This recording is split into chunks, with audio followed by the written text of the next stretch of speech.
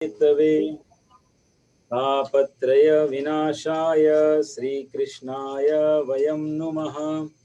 मूकं करोति वाचालं पंगुं लंघयते गिरिं यत्कृपातमहं वन्दे परमानन्दमाधवम्।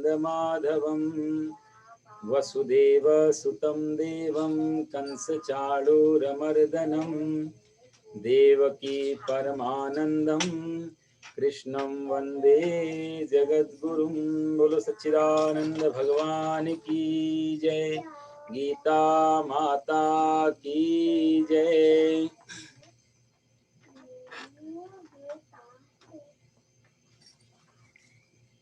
आइए जी गीता जी में प्रवेश करें। आर्या चलो बेटा बाहर चलते हैं। तो हमारा 10वां अध्याय चल रहा था जी।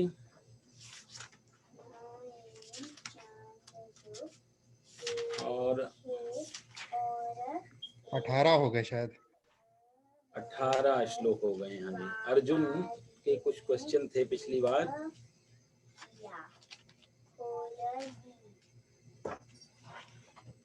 अर्जुन पिछली बार पूछता था भगवान से, कथम विद्यामहम योगिस त्वाम सदा परिचिन्तयन् केषु केषु च भावेषु चिन्तयोसि भगवन् मया। उसने पूछा था पिछली बार अर्जुन ने कि कैसे मैं आपको याद करूं, कैसे किन किन भावों में आपको याद करूं। अर्जुन से भगवान पहले कह चुके हैं कि मैं हर जगह हूं, और फिर भी अर्जुन को वो चीज समझ में नहीं आई कि कैसे सब जगह कण कण में और क्षण क्षण में परमात्मा को कैसे देखा जाए। हम लोगों की भी यही परिस्थिति होती है। अर्जुन का तो ऐसा नहीं है, हम लोग भी तो, हमें कहीं कहीं दिखाई देता है और कहीं कहीं नहीं भी दिखाई देता है। लेकिन सुना हम सब लोगों ने कि कण कण में है और क्षण क्षण में है, एवरी मोमेंट में, और हर पदार्थ में। कहा जाए तो पदार्थ का जो सबसे लास्ट भाग होता है जिसको हम एटम या अणु बोलते हैं, वो भी परमात्मा के बिना नहीं है। तो कण कण क्षण क्षण में होने के बाद भी हम लोगों ने उसको एक जगह निश्चित कर दी है जहां जाके हमें ऐसा लगता है जैसे भगवान से हम मिलने जा रहे हैं। तो ये दो जगह हो गई, एक जगह वो जहां हम मानते हैं कि भगवान नहीं है, और एक जगह वो जहां हम मानते हैं भगवान है। तो वही संदर्भ में अर्जुन प्रश्न कर रहा है। देखो, हमसे हमारी जो मानसिक परिस्थितियां हैं और अर्जुन की जो मानसिक परिस्थिति है, वो कई जगह आपको सिमिलर पैरल चलती हुई मालूम पड़ेगी कि हमारी भी वही स्थितियां हो जाती है जो अर्जुन की है, या फिर अर्जुन शायद हमारे लोगों के कारण ऐसा प्रश्न कर रहा हो। दोनों भाव है, क्योंकि विद्वान लोगों की, महापुरुषों की कई बार करुणा ऐसी होती है ना, वो क्वेश्चन इस हिसाब से नहीं करते कि हम कहाँ पे पहुंचे हैं, वो इस हिसाब से करते कि और जो श्रोता बैठे हैं या और जो ग्रंथ पढ़ेंगे उनको भी ये सॉल्व हो जाए, काश यदि उनके मन में प्रश्न आए तो। श्री सत्यनारायण की कथा में आप देखो तो सारे ऋषि लोग भी प्रश्न करते हैं सूत जी महाराज से कि ऐसा कौन सा व्रत है, व्रतेन तपसा किंबा प्राप्यते वांछितम फलम। ऐसा कौन सा व्रत है, ऐसा कौन सा पूजा है, ऐसी कौन सा उपासना है जिसको करने से हमारी इच्छाएं पूरी होती हों। प्रश्न करने वाले कौन है? शौनक आदि ऋषि लोग। और शौनक आदि ऋषि लोग किससे प्रश्न करते हैं? सूत जी से। मजे की बात है कि श्रोता भी विरक्त है और वक्ता भी विरक्त है, दोनों के पास अपना कुछ भी नहीं ना। शौनक आदि ऋषियों के पास घर परिवार, कोई बिजनेस, फैक्ट्री, दुकान, मकान कुछ भी नहीं। सूत जी महाराज के पास भी नहीं है। तो एक संयोग नहीं लगता ना कि बिल्कुल कि पूछने वाले का कुछ ऐसी इच्छा नहीं है, उसका भी कोई जीवन का ये फिलॉसफी नहीं है, फिर भी क्वेश्चन कैसे कर रहे हैं वो। तो ये बड़े संकेत होते हैं हर कथा में। छोटी सी है सत्यनारायण की कथा, लेकिन बहुत दिव्य है। हर अध्याय में, हर कहा जाए तो हर प्रकरण में एक बहुत गहरा और बहुत मौलिक संदेश छुपा हुआ है। हम लोग सब सुनते हैं, कथाएं याद हो गई हैं, 5 मिनट की कथा है, वो कुल यदि देखा जाए तो 5 अध्याय है और 5 मिनट की कथा है। लेकिन यदि उसको ढंग से चिंतन किया जाए तो 5 जन्म भी कम पड़ जाते हैं, इतनी गहरी सत्यनारायण भगवान की कथा है। पर हम लोग बीसों बार कहा जाए तो सैकड़ों बार जीवन में करवा लेते हैं। ठीक है, अपना भी काम चल जाता है, भगवान का भी काम चल जाता है, उससे ही हमारा। तो कहने का अर्थ ये कि अर्जुन के पास में शायद ये क्वेश्चन की बहुत ज़्यादा ज़रूरत नहीं थी। 9 अध्याय तक उसने सांख्य योग भी सुना, कर्म योग भी सुना, बहुत कुछ सुनने के बाद भी अब आके अर्जुन प्रश्न ऐसे कर रहा है कि बिल्कुल वापस कहा जाए तो जो पहले अध्याय में जो उसकी स्थिति थी, उसी से थोड़ी सी आगे बढ़ी है। कि 9 अध्याय सुनने के बाद में ये प्रश्न मैच नहीं करता, लेकिन फिर भी भगवान की करुणा, अर्जुन की करुणा, हम लोगों के लिए लाभ मिला उसके प्रश्न का। तो अर्जुन का प्रश्न था कि मैं आपको कहाँ कहाँ देखूं, किस किस रूप में देखूं, किस किस भाव में देखूं, यही उसने प्रश्न किया था। इसलिए वो कहता है विस्तरेण आत्मनो योगम विभूतिम च जनार्दना, और वो सब आप मेरे को छोटा करके नहीं, मेरे को विस्तार में बताओ, शॉर्टकट में नहीं चाहिए, विस्तार में बताओ मेरे को। तो ये प्रश्न था। बहुत अच्छा अध्याय है ये 10वां अध्याय, विभूति योग है भगवान की। तो अब अर्जुन को भगवान जो बता चुके हैं पहले, अब भगवान कहा जाए तो पहले उन्होंने सब बताया, अब धीरे धीरे टुकड़े टुकड़े करके भगवान बताएंगे इस अध्याय में। तो उसी में हम लोग 19वें श्लोक में चलते हैं। श्री भगवान उवाच हन्त ते कथयिष्यामि दिव्याह्यात्म विभूतयः प्राधान्यतः कुरु श्रेष्ठ नास्त्यन्तो विस्तरस्य मे अहमात्मा गुडाकेश सर्वभूताशय स्थितः अहमादिश्च मध्यम च भूतानामन्त एव च। पहले ये 2 श्लोकों को समझेंगे हम लोग, फिर आगे भगवान की विभूति स्टार्ट होगी। भगवान कहते हैं यहाँ पे कि हंत माने होता है हाँ ठीक है, ऐसा जैसा अर्जुन तुम कहते हो वैसे ही है। दिव्या आत्म विभूतया, आत्म मतलब अपनी, दिव्य मतलब दिव्य, विभूतियों को, ते मतलब तेरे लिए, और ते शब्द जो है संस्कृत में सा तौ ते। अब अर्जुन सुनने वाला अकेला है, लेकिन भगवान उस जो सिंगुलर सब्जेक्ट है उसके लिए प्लूरल वर्ड का यूज कर रहे हैं, कहा जाए बहुवचन। अर्जुन अकेला सुन रहा है, लेकिन इसमें ही राज सारा छुपा है कि भगवान कहना चाहते हैं कि अर्जुन तेरे लिए, यानी कि तेरे जैसे जितने भी जिज्ञासु लोग हैं, तेरे जैसे जितने भी इस रास्ते पे चलने वाले लोग हैं, उन सब के लिए मैं ये बात जरूर कहूंगा। प्रधान्यतः, प्रधान्यता से, प्रधान्यता का अर्थ है प्रधान रूप से, मुख्य रूप से। अर्जुन ने कहा था विस्तरेण आत्मनो योगम विभूतिम चा जनार्दना, और अर्जुन ने पूछा कि आप विस्तार से बताओ, लेकिन भगवान ने यहाँ कह दिया नहीं, विस्तार से नहीं, प्रधान रूप से, मेन जो मुख्य मुख्य जगह है वो मैं तेरे से कहूंगा। क्यों? क्योंकि हे कुरुश्रेष्ठ, मैं विस्तरस्य अंतः नास्ति, मेरी विभूतियों का कोई अंत नहीं है, वो अनंत है। हरि अनंत, हरि कथा अनंता, उसको विस्तार से कहने जाएंगे तो भगवान स्वयं कह रहे हैं कि मैं खुद भी नहीं कह पाऊंगा यदि विस्तार से कहने का ऐसा शुरू किया तो। इसलिए वो अनंत है, प्रधान रूप से कहूंगा। और अहम आत्मा गुणाकेशा, हे गुणाकेश, गुणाकेश कहते हैं नींद को जीतने वाले के लिए। गुणा माने होती है नींद, निद्रा। तो निद्रा पे जिसने विजय प्राप्त कर ली, निद्रा को जिसने जीत लिया, उसको कहा जाता है गुणाकेश। और अर्जुन के अंदर ये क्वालिटी थी कि वो नींद पे विजय थी उसकी। तो जब चाहे तब सोए, जब चाहे तब जितने दिन तक नहीं सोए, उसके पास ये अलौकिक शक्ति थी।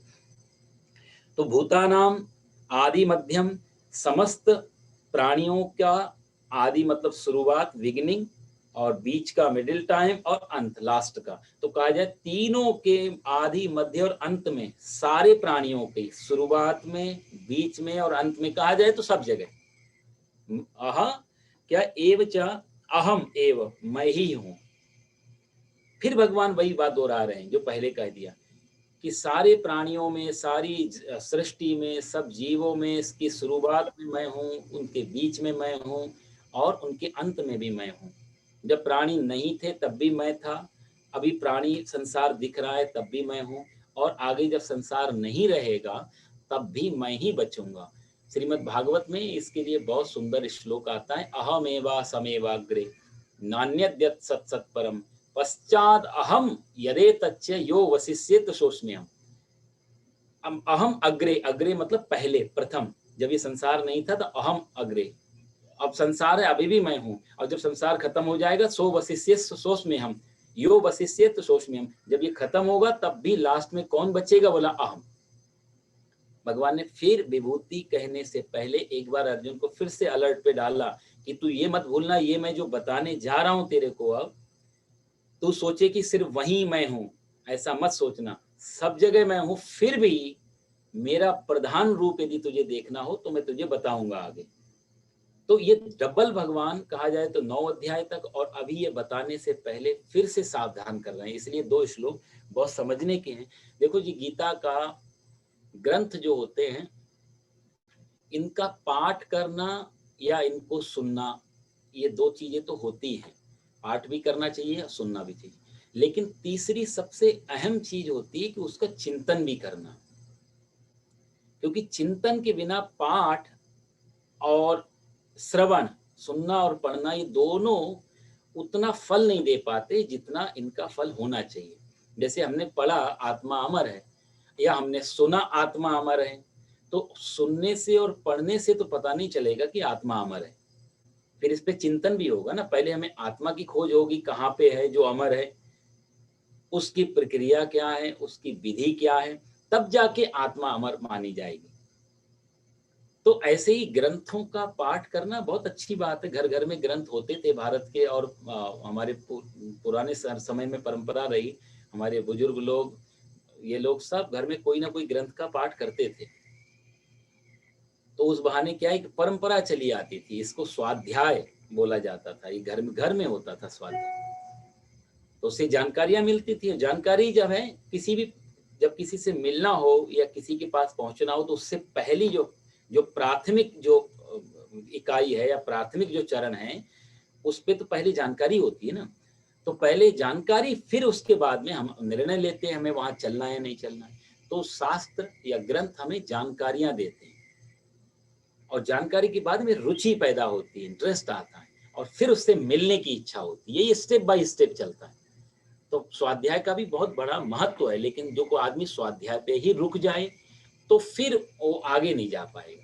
इसलिए कई बार गीता घर घर में पढ़ी गई, और सारा जीवन हम लोग गीता का पाठ करते रहे, अच्छी बात है। भगवान की वाणी से निकला हुआ डायरेक्ट एक ग्रंथ है। मैंने आपको पहले भी कहा, सारे ग्रंथ किसी न किसी ऋषि, महर्षि, वेद व्यास और इन सब ने लिखे, पर एक गीता ऐसा है जो भगवान ने डायरेक्ट अपने मुंह से बोला। तो इसका पाठ करना समझ लो भगवान की वाणी का पाठ करना, वो बहुत अच्छा है ये परंपरा। लेकिन सारा जीवन यदि गीता का ही पाठ ही चलता रहा और समझा नहीं, तो फिर वो गीता का पूरा हम कहेंगे तो पूरा का पूरा उसका हम लाभ नहीं ले पाएंगे। वो कहानी है ना, शिकारी आएगा, जाल बिछाएगा, दाना डालेगा, पर मैं नहीं फंसूंगा। तो ये याद करके भी तोता उसी में फंस रहा है, जाल में, याद करके भी दाना खाने जा रहा है फंसने के लिए, और जो फंस गया है वो भी यही तोता बोल रहा है, शिकारी आएगा, जाल बिछाएगा, दाना डालेगा, पर मैं नहीं फंसूंगा।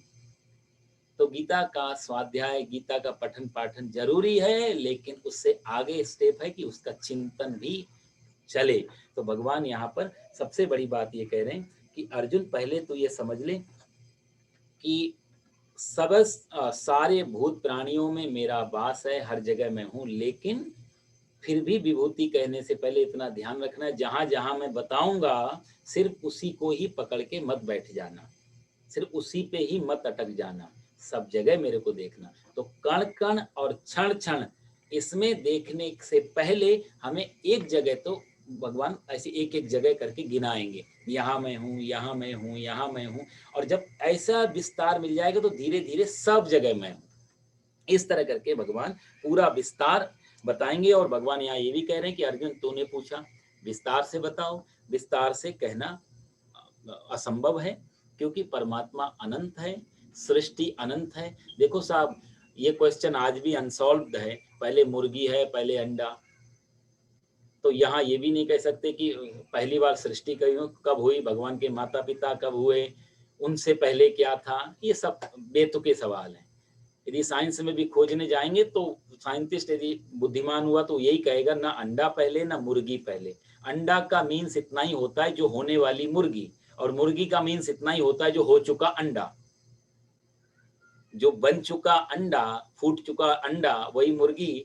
और मुर्गी का अर्थ हुआ जो पहले कभी अंडा था। अंडा और मुर्गी दो चीजें हैं ही नहीं, एक ही है। जब ऐसा साइंटिस्ट लोग जवाब देते हैं, क्योंकि कोई उत्तर ही नहीं ना भाई। जब हम मुर्गी नाम लेते तो तुरंत अंडे का ख्याल आता है, और अंडे का नाम लेते तो तुरंत मुर्गी का ख्याल आता है। तो कैसे सॉल्व करेंगे?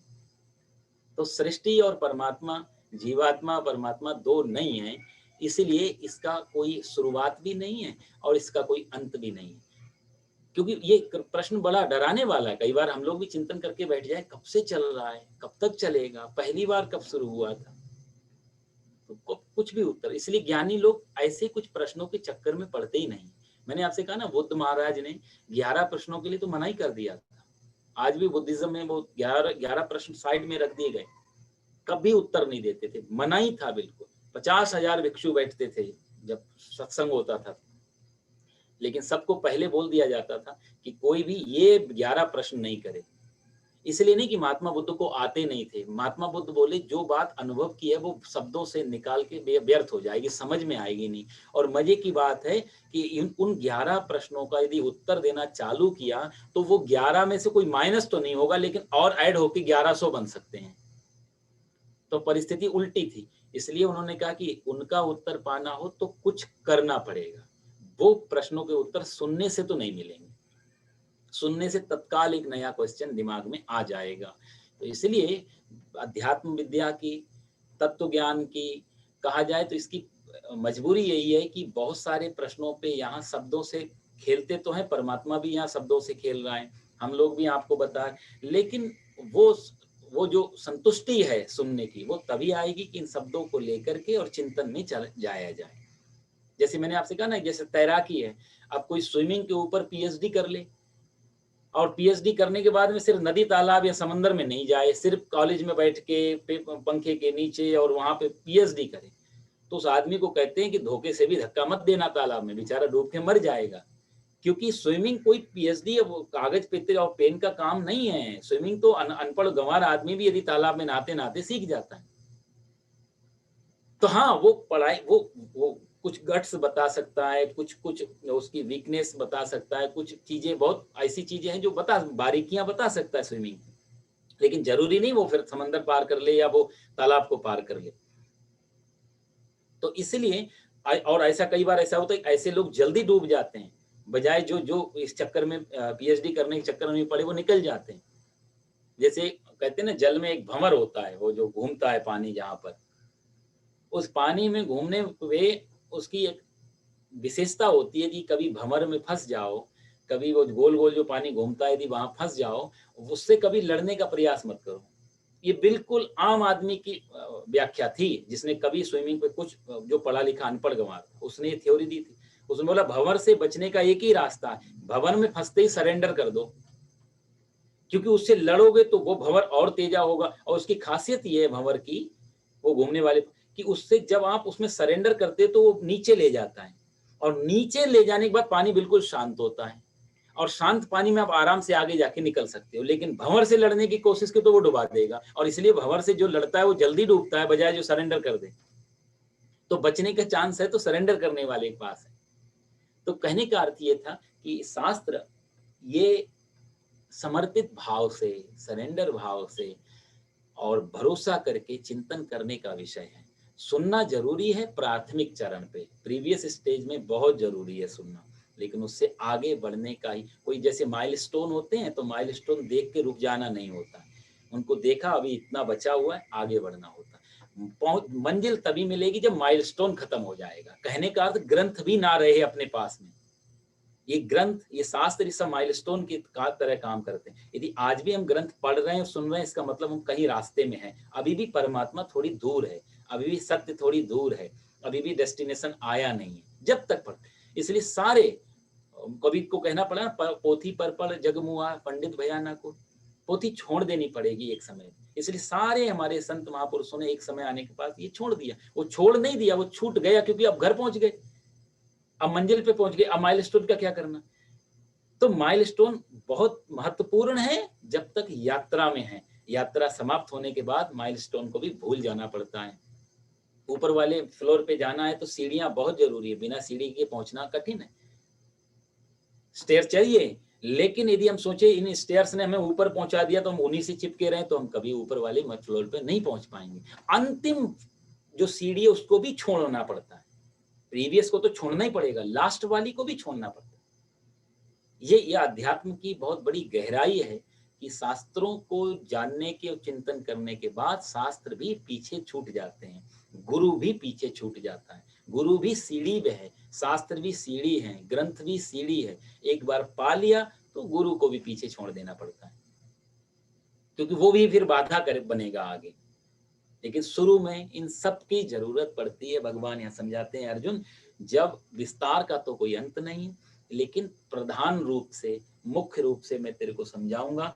और कहा जाए तो कई लोगों ने अटक गए, देखो इसी चीज। अब आगे भगवान जो कहेंगे, इस अध्याय का 10वां अध्याय इतना विशाल है, जो भगवान आगे कहने वाले हैं 21वें श्लोक से और 42 श्लोक तक जाने वाले भगवान, इतना विस्तार है कि इस 10वें अध्याय पे 6-6 महीने बात हो सकती है। क्यों? क्योंकि एक एक शब्द के पीछे यदि हम देखें तो बहुत बड़े बड़े राज छुपे हुए हैं। भगवान ने क्यों ऐसा नाम लिया, क्यों ऐसा बोला, उसके पीछे कथाएं हैं, लॉजिक हैं, बहुत सारे दूसरे रीजंस हैं, बहुत सारी चीजें। तो उतना तो हम लोग विस्तार में नहीं जाएंगे, कोशिश करेंगे कि मुख्य मुख्य चीजों को पकड़ करके आपको मैं बता पाऊं। तो आप इस अध्याय का स्वयं भी पाठ कर सकते हैं कि भगवान ने कहाँ कहाँ अपनी विभूति बताया। तो ये कहा जाए, क्योंकि मैं ये क्यों कह रहा हूं बताने से पहले कि एक बार हम लोगों की समझ में भी आए कि भगवान क्या कहना चाहते हैं और क्यों एक एक एक परिधि में बांध दिया है अपने आप को। विस्तार कहने के बाद भी इतना सब कुछ बताया, कण कण में हूं, फिर भी क्यों एक एक चीज में छोड़ दिया बाकी चीज। तो वो मन में विरोध या मन में कुछ संशय नहीं आए, इसलिए मैं आपको बताना चाहता हूँ 10वां अध्याय में विभूति योग में भगवान एक नक्शे की तरह अर्जुन को बता रहे हैं, क्योंकि अर्जुन 9 अध्याय तक नहीं समझा, तो एक मैप दे रहे हैं। तो जैसे हम लोग मैप लेते हैं तो मैप में मान लिया अमेरिका का कोई मैप हमारे पास है, तो मैप तो अमेरिका नहीं है ना, उसको तुम फाड़ भी सकते हैं, जेब में भी रख सकते हैं, अमेरिका जेब में नहीं आएगा। उसके फाड़ने से अमेरिका फटेगा नहीं, उसको जला देने से अमेरिका में कोई आग नहीं लगेगी।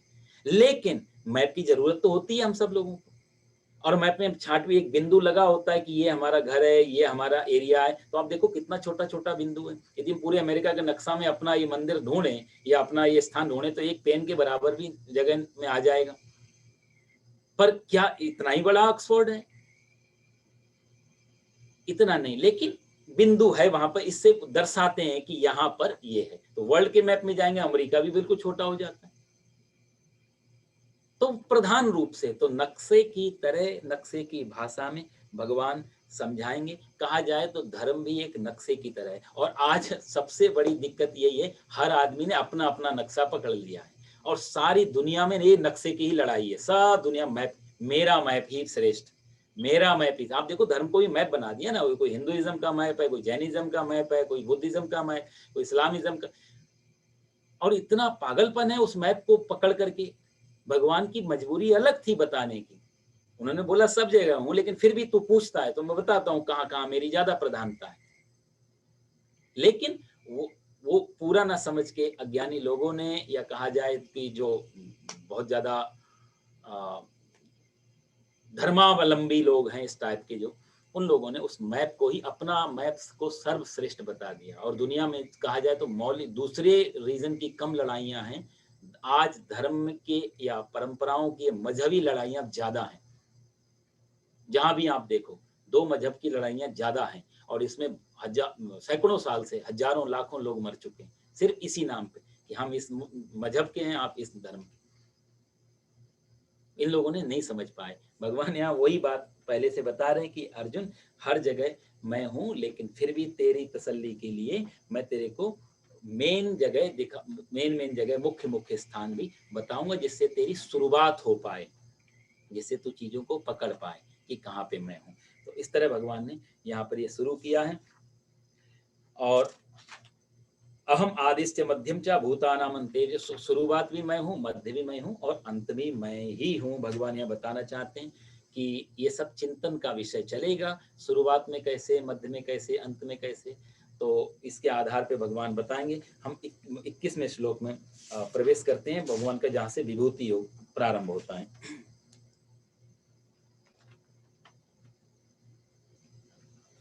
आदित्यानामहं विष्णोर्ज्योतिषां रविरंशुमान् मरीचिर्मरुतामस्मि नक्षत्राणामहं शशिः वेदानां सामवेदोऽस्मि देवानामस्मि वासवः इन्द्रियाणां मनश्चास्मि भूतानामस्मि चेतना। यहाँ भगवान ने कहा है कि अर्जुन, आदित्यानाम अहम विष्णु। आदित्यानाम मतलब अदिति के जो पुत्र हैं, अदिति के 12 पुत्र थे। अब मैं थोड़ी सी आपको कथा भी जोड़ूंगा जिससे आपको थोड़ी जानकारी मिले। तो अदिति के 12 पुत्रों में एक पुत्र थे, उनका नाम था भगवान वामन, और वामन भगवान स्वयं विष्णु के अवतार थे। तो इसलिए भगवान यह कहते हैं कि मैं आदिति के पुत्रों में मेरा स्वरूप यदि देखना हो तो मैं वामन के रूप में, विष्णु के रूप में हूं। दूसरी चीज, ये जो महीने होते हैं साल के 12, चैत्र वैशाख ज्येष्ठ आषाढ़ श्रावण भादो, इनमें भी हर महीने के एक अपने इनका अपने एक स्वामी है। तो इसमें भी जो 12 महीनों में जो 12 जो स्वामी हैं, इनको 12 आदित्य भी बोलते हैं। तो जो कार्तिक का महीना है उसमें जो आदित्य है, उसमें जो सूर्य है, उसका नाम भी विष्णु है। तो यहाँ भगवान कहा जाए 2 तरीके से बता रहे हैं कि अदिति के पुत्रों में मेरा नाम विष्णु है। और विष्णु का एक अर्थ, एक तो सामान्य अर्थ हो गया कथा के अंदर कि अदिति के पुत्रों में विष्णु। दूसरा, विष्णु में यदि हम और गहरे जाएंगे तो 3 शक्तियां हमारे पास हैं, एक तो ब्रह्मा की, एक विष्णु की और एक शिव की, रुद्र की। ब्रह्मा को हम लोग मान के चलते हैं कि ये सृष्टि का सृजन करते हैं, पूरी इसको बनाते हैं, सृष्टि को बनाते हैं। तो कर्ता है ब्रह्मा जो सृष्टि करें, और विष्णु भगवान पालन करते हैं, और शिव भगवान जो है उसका संहार करते हैं। इसी से व्यवस्था चलती है, क्योंकि पानी को यदि आना है और पानी आके यदि जाए नहीं तो बाढ़ आ जाएगी, शहर का शहर भरे। तो जैसे पानी का एक प्रवाह चलता रहे, तो पानी के प्रवाह में 2 खासियत होती हैं, एक तो बाढ़ नहीं बनती, तालाब नहीं बनता, खतरनाक नहीं होता। भाई जो पानी आ रहा है यदि वो पानी रुकी जाए एक जगह तो झील बनेगी और खतरनाक हो जाएगी मनुष्य जीवन के लिए। तो एक तो वो खतरा है। दूसरा, रुका हुआ पानी सड़ान पैदा करेगा, अशुद्ध हो जाएगा। भाई रुके हुए पानी में वो पवित्रता, वो शुद्धता नहीं होगी जो बहते हुए पानी में है। इसलिए कहते हैं बहता पानी रमता जोगी दोनों पवित्र होते हैं। कारण यही, एक कुआं है, जैसे पुराने, अब तो कुएं भी बंद हो गए भारत में, पुराने समय में कुएं होते थे। तो कहते हैं कि लोग जाते थे और प्यास लगी तो देखा कि कुआं है, तो वो झांकते थे कि इसमें से पानी निकलता है, नहीं निकालते हैं लोग। तो जिस कुएं से पानी नहीं निकाला जाता था उस कुएं का पानी पीने लायक नहीं रहता था, क्योंकि बहुत समय से निकाला नहीं तो पानी वो सड़ गया। तो कहते हैं उस कुएं का पानी बहुत मीठा और बहुत शुद्ध माना जाता है जिस कुएं का पानी लगातार निकल रहा हो। तो बहता पानी, रमता जोगी, ये पवित्र शुद्ध माने जाते हैं। तो ब्रह्मा जी सृष्टि के सृजन करते हैं, विष्णु भगवान पालन करते हैं और शिव उसका संहार करते हैं। कैसे पानी की तरह आया, रहा और आगे जाके फिर चला गया। तो सृष्टि भी यदि सिर्फ सृजन हो और पालन हो और उसका आगे मृत्यु ना हो या समाप्त ना हो तो साहब कितनी मुश्किल हो जाएगी हम ही लोगों को।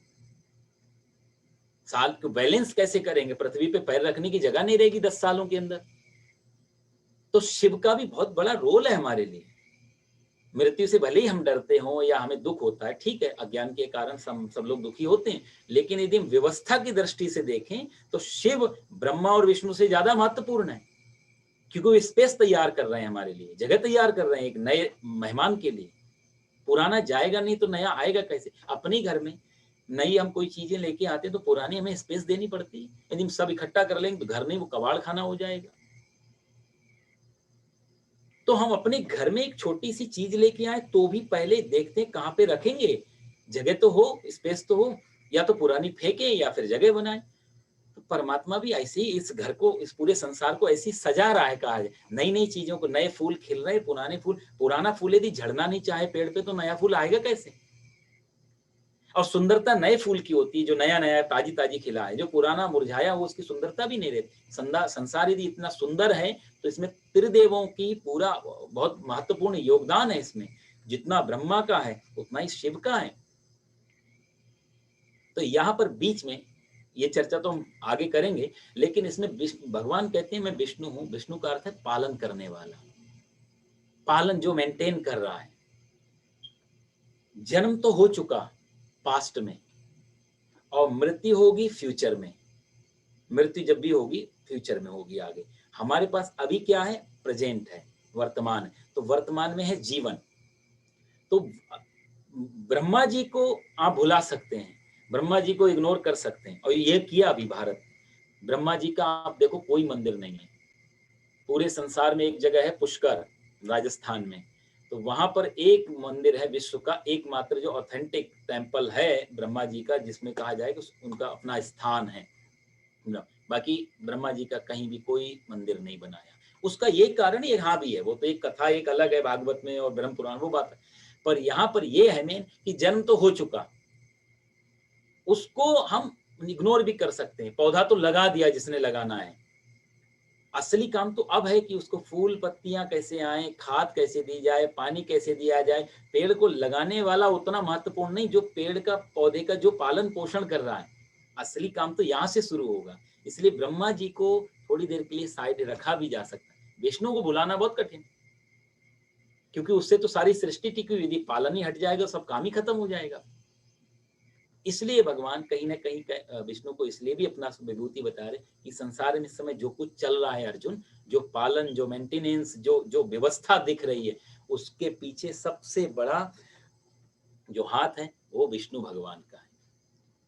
तो इसलिए अपने आप को विष्णु, इसका अर्थ ही नहीं कि ब्रह्मा में नहीं है, विष्णु में या शिव में नहीं है या और देवताओं। मैंने आपको पहले कहा ना कि भगवान ये अब एक मुख्य मुख्य चीजों को छू रहे हैं। जैसे कि पुराने समय में एक किताब आती थी, तीसरी चौथी क्लास में, शायद पांचवी क्लास, कौन सी क्लास में थी, छोटे बच्चों के लिए, हिंदुस्तान। तो उसमें का से कबूतर, ये अल्फाबेट सीखने के लिए होता था। का से कबूतर, खा से खरगोश, गा से गणेश, ऐसे करके बच्चे सीखते थे। तो गा से गणेश था शब्द, बाद में सेकुलर रूप आया कि नहीं, गा से गणेश जी हटा दो क्योंकि दूसरे धर्म वाले ऑब्जेक्शन कर रहे हैं। तो क्या किया जाए, बड़ी मीटिंग हुई, उस पर बड़ी चर्चा चली थी। 1970s के आसपास की शायद बात है। बड़ा मुश्किल हो गई थी लोगों को, गा से गणेश पढ़ना हमारे धर्म में हराम है। अब बताओ तो फिर क्या करें? तो बड़ी मीटिंग हुई तो बोला गा से गणेश बिल्कुल ठीक नहीं, उससे हमारा धर्म भ्रष्ट होता है, तो गा से गधा कर दो। अब बताओ, गणेश को हटा के गधा कर दिया। ये हमारा, ये भगवान की यही मजबूरी है। ये जो बताए, मैं बताए, उनसे यही हानि हुई।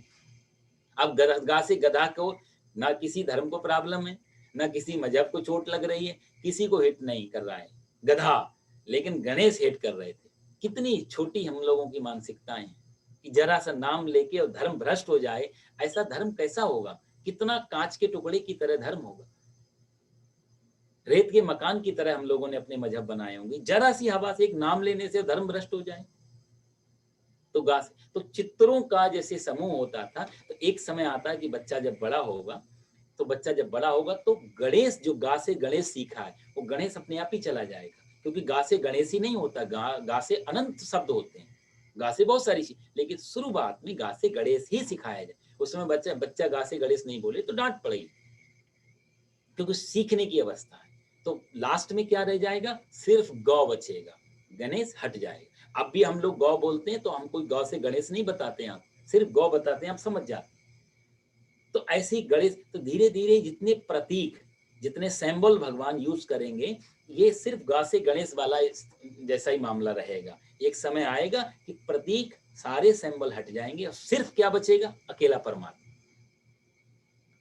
तो भगवान यहाँ कहते हैं कि सबसे पहले अदिति के पुत्रों में मैं विष्णु हूँ। तो ये तीन शक्तियां जो हैं, तीन शक्तियों में विष्णु की परम शक्ति मानी गई है, जो पालन कर रही है, जो लगातार तत्पर है। मृत्यु में भी आसान है, जन्म भी करना आसान है, लेकिन पालन करना, मेंटेन करना बहुत कठिन है। किसी भी चीज को, एक रिश्ता बनाना भी बहुत आसान है। एक रिलेशन आप कभी भी बैठे बैठे एयरपोर्ट पे और कार में और इधर और उधर तुरंत एक रिश्ता तैयार कर लेते हैं। रिश्ते को तोड़ना भी आसान है, जरा सा उनके विरोध की बात कर दें, रिश्ता टूट जाता है। तो एक छोटा सा रिश्ता बनाना और बिगाड़ना दोनों में बहुत आसानी, लेकिन उस रिश्ते को लंबा चलाना, मेंटेन करना बहुत कठिन है।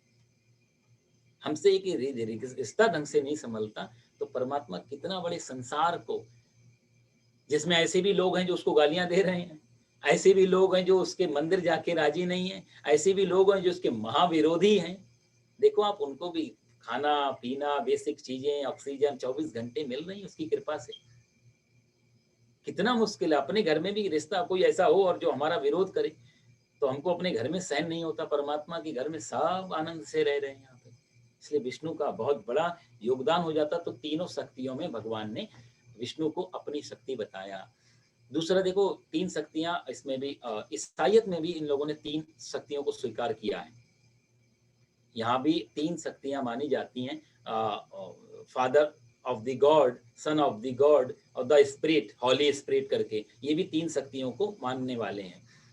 तो तीन, कहीं भी यदि हम जब ये खोज करता है, विज्ञान हो चाहे हमारा अध्यात्म हो, धर्म हो, जब हम तोड़ते हैं चीजों को, शक्तियां तीन ही निकलती हैं।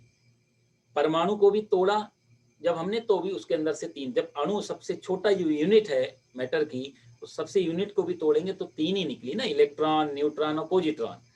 और तीनों का जो रोल है, इलेक्ट्रॉन का जो रोल है, प्रोटॉन का जो रोल है, और सॉरी इसका पॉजिट्रॉन का और न्यूट्रॉन, इनके जो रोल, जो इनके काम हैं, वही ब्रह्मा विष्णु महेश के काम है। एक सृजन शक्ति है, एक विध्वंसक शक्ति है, और एक दोनों को बैलेंस कर रही है, दोनों को मेंटेन कर रही है। तो शक्तियां हमेशा तीन ही मिलेंगी। इसलिए चाहे भगवान बोलो, चाहे राम बोलो, चाहे जो मर्जी नाम लो, और चाहे उसको पावर बोल दो, तीन ही विभाग होंगे उसके। तो यहाँ भगवान ने जो बीच का जो पालन का, जो मेंटेन करने का, बैलेंस करने की जो शक्ति है, उसको भगवान ने कहा कि उनमें मैं, मेरा विष्णु स्वरूप है। अवस्थाएं भी तीन होती हैं, बचपन, जवानी, बुढ़ापा। आप देखो इसमें सबसे ज्यादा पावरफुल यदि कोई अवस्था है तो वह जवानी की, क्योंकि बच्चा भी पराधीन हो जाता है। बुढ़ापे में भी हम कई चीजों में पराधीन होते हैं। सारी शक्ति जो होती है वो होती है युवावस्था में। तो जवानी का यदि कहा जाए तो वो भी अवस्था में भी, यदि भगवान ने यहाँ तो नहीं कहा, पर यदि अवस्था भी भगवान बोलते तो युवावस्था को बोलते मेरा स्वरूप है, क्योंकि उसी में ही परमात्मा पाया जा सकता है। उसमें संघर्ष हो पाते हैं, उसमें हम दाव लगा सकते हैं बड़े से बड़ा। बाकी दोनों अवस्थाएं पराधीन हो जाती हैं। तो भगवान ने यहाँ कहा कि मेरा स्वरूप विष्णु मेरा स्वरूप है। और दूसरे में भगवान कहते हैं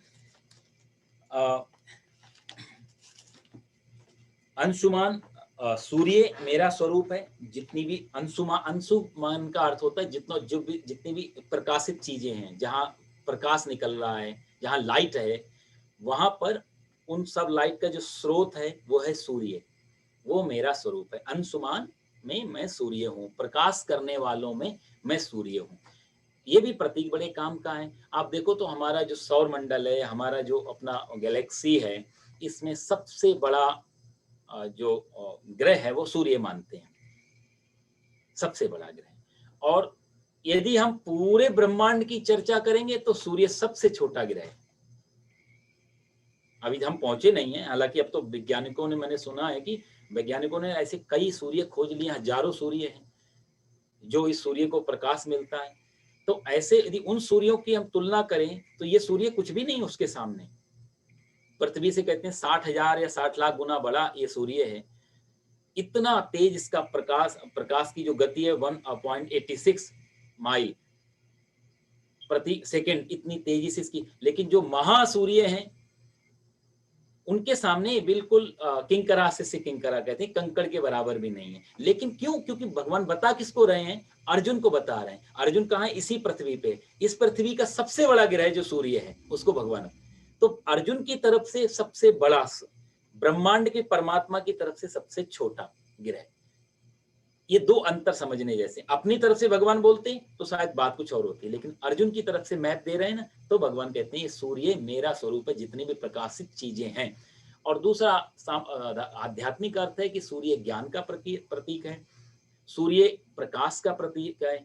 असतोमा सदगमय तमसोमा ज्योतिर्गमय, हम लोग बोलते हैं अंधकार से प्रकाश की ओर जाए, तो अज्ञान से ज्ञान की ओर जाए। ज्ञान को हमने प्रकाश कहा, अज्ञान को हमने अंधकार कहा, तो सूर्य ज्ञान का भी प्रतीक है। और वैसे भी सूर्य लगभग सभी धर्मों ने सूर्य को भगवान स्वीकार किया, सभी धर्मों में आप देखो तो यहूदियों में भी, पारसियों में भी, इन लोगों में भी। हाँ, सूर्य का नाम बदल दिया, वो लोग अग्नि की पूजा करते हैं, लेकिन अग्नि है क्या? वही प्रकाश का ही रूप है ना। अग्नि में भी वही जलन है, वही तेज है, वही प्रकाश है जो सूर्य में है। तो सूर्य का ही थोड़ा सूक्ष्म भेद अग्नि है। इसलिए हमारे यहाँ सूर्य को तो हम नहीं ला सकते पूजा में, पर सूर्य के रूप में हम दीपक जला देते हैं। बात तो वही है, प्रकाश का ही रूप। सूर्य को किसी ना किसी रूप में, किसी ना किसी नाम के द्वारा सभी धर्मों ने स्वीकार किया है। ये चंद्रमा को जो स्वीकार करते हैं ये लोग, तो चंद्रमा पे जो चांदनी है, तो आप लोग भी जानते हैं चंद्रमा की चांदनी अपनी नहीं है ना, वो सूर्य से ही आ रही। बस ये है कि ये बाईपास चल रहा है, हमारा डायरेक्ट कॉन्टेक्ट है वहां, हम लोग सीधा सीधा सूर्य को पकड़ लिए भगवान ने। लेकिन कहा जाए तो सारे प्रकाश पुंज की जो जड़ है वो सूरज है इस सौर मंडल का। इसलिए भगवान ने कहा कि आदित्यों में, अंशुमान में जो सूर्य मेरा स्वरूप है, तो अस्तित्व के लिए बहुत छोटा, हमारे लिए ये बहुत विराट सूर्य। तो इस हिसाब से, और मरीचिर मरुतामस्मि, यहाँ जो मरीचिर बोलते हैं, जो सत्य ज्योति है, आदित्य हरित आदि हैं, जो 49 मरुत हैं। एक कथा आती है श्रीमद् भागवत में कि दिति माता के गर्भ में एक दैत्य का प्रादुर्भाव हुआ, इंद्र को पता लगा था, तो इंद्र ने उसका गर्भ में ही उसके टुकड़े टुकड़े कर दिए थे। तो 7 टुकड़े किए थे उस गर्भ के, कि लंबी कथा है, उसमें था कि यदि ये पैदा हो गया तो ये आपके लिए हानि पहुंचाएगा देवताओं के लिए। तो उन्होंने टुकड़े कर दिए 7, फिर भी वो मरे नहीं, क्योंकि आशीर्वाद था कश्यप जी का। फिर 7 के 7 टुकड़े और किए तो 49 हो गए। तो ये 49 प्रकार की भी फिर मरे नहीं, लेकिन पैदा हुए, जन्म हुआ और ये देवताओं के दास बन गए। तो इसलिए 49 प्रकार के मरुत हैं शास्त्रों में लिखा। तो 49 प्रकार के मरुत में मरीचि नाम के जो मरुत हैं वो सबसे श्रेष्ठ और सबसे ज्ञानवान कहा जाए, जिनको कंट्रोल करने वाले रहते हैं। इसलिए भगवान ने कहा कि जो मरुत में मैं मरीचि नाम का मरुत हूं, ऐसा भगवान कहते हैं। और नक्षत्राणाम अहम शशि, जितने भी नक्षत्र हैं, अश्विनी, भरणी, कृतिका, रोहिणी, मृगशिरा, पुनर्वसु, ये पुष्या, आश्लेषा, ये 27 प्रकार के जो नक्षत्र हैं, उस नक्षत्रों में मेरा यदि रूप देखना हो तो मैं चंद्रमा हूं। क्योंकि नक्षत्र और चंद्रमा नक्षत्रों की गति पे टिका होता है। आप देखो तो माला में हमारे 108 दाने होते हैं ना, ये क्वेश्चन होता है कई बार, आप लोग शायद जानते होंगे या नहीं, तो जानकारी के लिए मैं बताऊं 108 दाने क्यों होते हैं। क्योंकि 27 काइंड के नक्षत्र हैं, 27 प्रकार के, और 27 प्रकार के हर एक नक्षत्र का 4 उसके चरण हैं, 4 स्टेप है जहां। तो इस समय जैसे इस नक्षत्र का कौन सा चरण चल रहा है, तो चौथे चरण में वो नक्षत्र खत्म हो जाता है और अगला दूसरा नक्षत्र स्टार्ट होता है। तो 4 स्टेप पे चलता है नक्षत्र। तो 27 के 4 नक्षत्र हुए तो टोटल हो गया 108। चंद्रमा नक्षत्रों पे ही भ्रमण करता है, तो 24 घंटे में वो 108 चरण और 27 नक्षत्रों को भोग लेता है।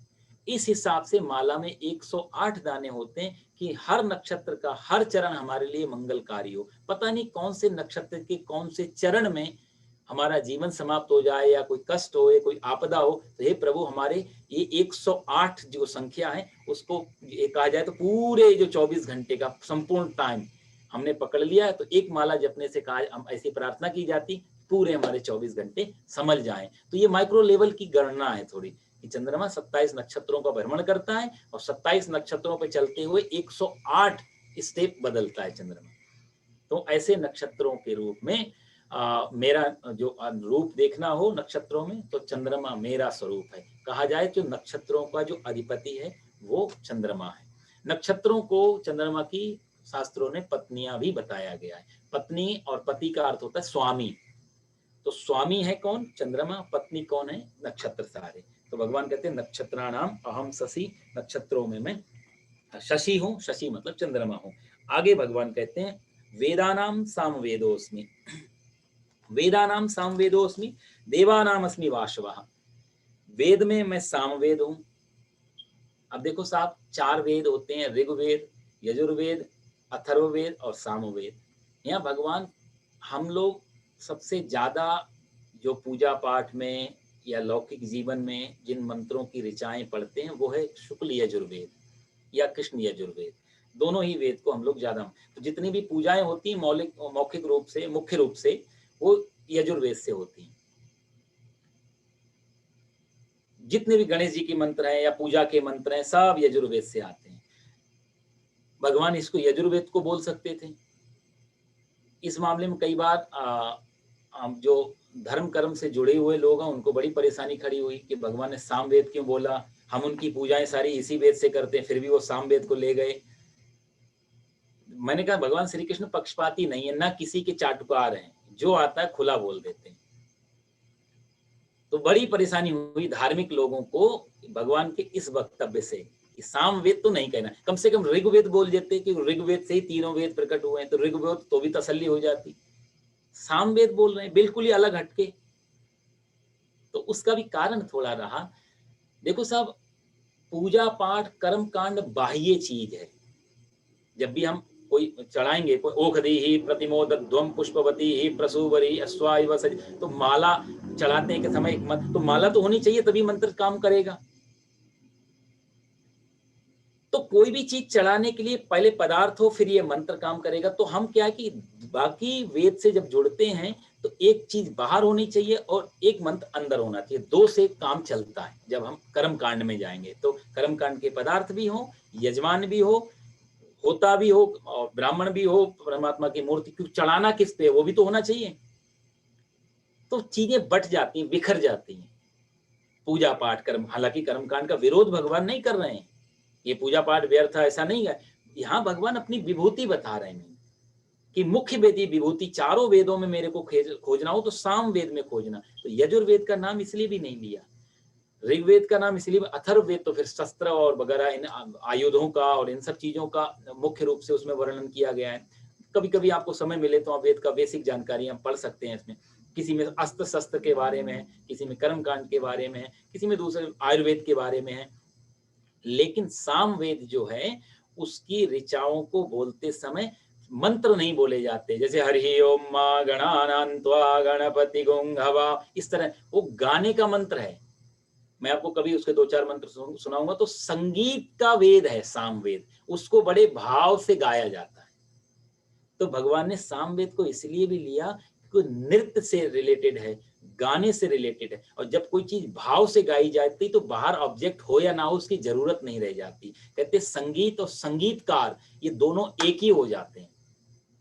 जहां पर संगीत और संगीतकार में भेद है इसका मतलब वो अभी तक संगीतकार बना नहीं, क्योंकि संगीत में संगीतकार में कोई फर्क नहीं रह जाता।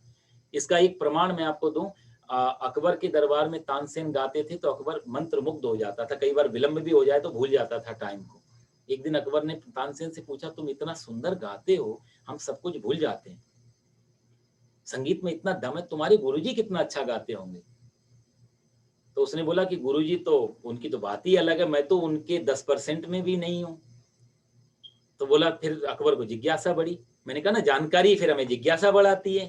तो जानकारी मिली तो जिज्ञासा, अकबर ने बोला उनको बुलाओ और हमारे दरबार में प्रस्तुत करो और उनको बोलो यहाँ आकर के गाएं। तो अकबर, तानसेन हंसा, उसने बोला यही मजबूरी है, मैं गाता हूं कि तुम प्रसन्न हो गए और वो गाते हैं कि वो प्रसन्न होगा, इसलिए वो तुम्हारे को कोई यहाँ आके कोई राजी नहीं है। तुम्हें सुनना हो तो तुम वहां जाओ, क्योंकि वो मेरे को कुछ मिलेगा इसलिए गाता हूं। और इसलिए मैं और तुम दो बचते भी हैं, क्योंकि देने वाला सुनने वाला बाहर होता है, सुनाने वाला इधर होता है। कि तो हमारे गुरुजी के पास में तो कोई दूसरा होता ही नहीं, इसलिए गुरुजी का गाना सुनना हो तो आपको चलना पड़ेगा। अकबर कहते हैं वृंदावन आया और उसने आकर के बोला कि जाओ हम उनको बताओ सम्राट आए हैं, वो अपना भजन प्रस्तुत करें, गाएँ। तो उन्होंने बोला ये दूसरी मजबूरी है, क्योंकि वो किसी के दबाव में नहीं गाते, किसी के लिए नहीं गाते, इसलिए मन के मौजी हैं। अब महाराज हैं वो तो, उनको जब मौज चढ़ेगी, जब मस्ती आएगी तब गाएँगे, तो तुम्हें सुनना हो तो वेट करो। और सुनो, सम्राट बन के संगीत नहीं सुना जाता, सम्राट बन के राज्यसभा व्यवस्था ही चलाई जाती। संगीत सुनना हो तो सही में थोड़ा ऑडियंस बन के आओ, श्रोता बन के आओ। तो कहते हैं रात भर अकबर झोपड़ी के आगे बैठा रहा, क्योंकि पता नहीं कब उनका मन कर जाए, कब मस्ती छा जाए और कब गाना शुरू करें। सुबह के 4 बज रहे थे, मुर्गे ने बांग दी, हरिदास जी कहते हैं बिस्तर पे उठ के बैठ गए और उन्होंने जो गाना शुरू किया, तो कहते हैं अकबर पलक झपकाना भूल गया था, इतना रोता ही रहा, रोता ही रहा। बहुत प्रार्थना की है उसने, बहुत निवेदन किया है हरिदास महाराज जी से, आप हमारे यहाँ चलो, हमारे जो आप कहोगे वो मिलेगा। तो हरिदास जी ने कहा कि यदि मेरे को तू संतुष्ट करना चाहता तो तू दिल्ली यदि तेरा संतुष्ट कर पाती तो तू यहाँ क्यों आता? तेरे पास कुछ ऐसा नहीं जो तुझे दिल्ली से वृंदावन ले आया, तो तू मेरे को क्या दे सकता है वहां पर? तुझे सुनना है तो इधर ही एक झोपड़ी और बना ले और आराम से संगीत रोज सुन। शायद अकबर को समझ में नहीं आई होगी ये बात, क्योंकि उल्टी ही चाल चलते हैं दीवाने मस्त। संगीत बड़ी अद्भुत चीज है और भगवान बहुत बड़े संगीतकार है स्वयं कृष्ण भगवान। देखो साहब, संगीत में 3 चीजें मुख्य होती हैं, एक नृत्य, एक गायन और एक वादन। नाचना, गाना और बजाना, ये तीनों चीजें मुख्य होती हैं और तीनों के बिना कोई भी संगीतकार पूर्ण संगीतकार नहीं बन सकता। कोई गाने में बहुत पारंगत होता है तो बजाने में बहुत अच्छा नहीं होता, कोई बजाने में बहुत अच्छा पारंगत है तो फिर नाचने में नहीं होता। आप दुनिया के पृथ्वी में किसी भी ऐसे संगीतकार को नहीं खोज पाएंगे, शायद मुश्किल है, अभी तक मेरी समझ में तो नहीं गए, कि जो गाता भी हो, बजाता भी हो और नाचता भी हो और तीनों पर बराबर। सिवाय भगवान श्री कृष्ण के ऐसा पृथ्वी पे कोई नहीं हुआ। वो जब नाचते थे, आप श्रीमद् भागवत में उनकी कथा देखो, जब वो नाचते थे तो पशु पक्षी गाय सब झूमने लगते थे। पूरा ब्रह्मा, नटराज नाग के फनों पे जब उन्होंने नाच किया है, आप देखो उसमें बहुत अच्छा सूरदास महाराज जी ने लिखा है, बड़े अच्छे कवित हैं। नाचत बनवारी, कालिया नाग के ऊपर जो उन्होंने डांस किया, पूरी कहते पूरा सृष्टि नाच रही थी, इतना उनका नाच है। और जब वो बजाते हैं बांसुरी, तो श्रीमद् भागवत में आता है कि गायों के मुंह में चारा लगा हो तो वो चबाना भूल जाती थी बांसुरी की धुन सुन करके। गायों के बछड़ों को यदि उस समय छोड़ दिया और सायंकाल वो बांसुरी बजाते हैं और गाय के बछड़े के मुंह में गाय का थन है और दूध पी रहा है वो, तो वो बेचारा दूध पीना, वो दूध को खींचना भूल जाता था। गोपियां कोई कार्य कर रही तो कार्य करना भूल जाती थी, पूरी सृष्टि स्थिर हो जाती थी। ऐसा मुरली, ऐसा, इसलिए श्रीमद् भागवत में 4-5 गीत बड़े मुख्य हैं। एक रुद्र गीत है, एक गोपी गीत है, एक वेणु गीत है, इस तरह करके बहुत सारे गीत हैं। उसमें वेणु गीत और गोपी गीत ये सबसे ज्यादा महत्वपूर्ण गीत हैं श्रीमद् भागवत के। कहते हैं पूरी श्रीमद् भागवत नहीं पढ़नी हो तो वेणु गीत सुन लो और उधर गोपी गीत सुन लो, उतना ही पर्याप्त है। बड़े गहरे भाव है। भगवान ने बांसुरी जो बजाई है, उस वेणु गीत में से जो जो भाव प्रकट हुए हैं, उन भाव को सुखदेव जी महाराज जी ने परीक्षित को सुनाया है कि एक एक ताल में बांसुरी की धुन ऊपर को जाती है तो क्या भाव निकल रहा है, नीचे को आती है तब क्या भाव निकल रहा है। एक एक बड़ा सुंदर तरीके से वेणु गीत सजाया है सुखदेव जी महाराज।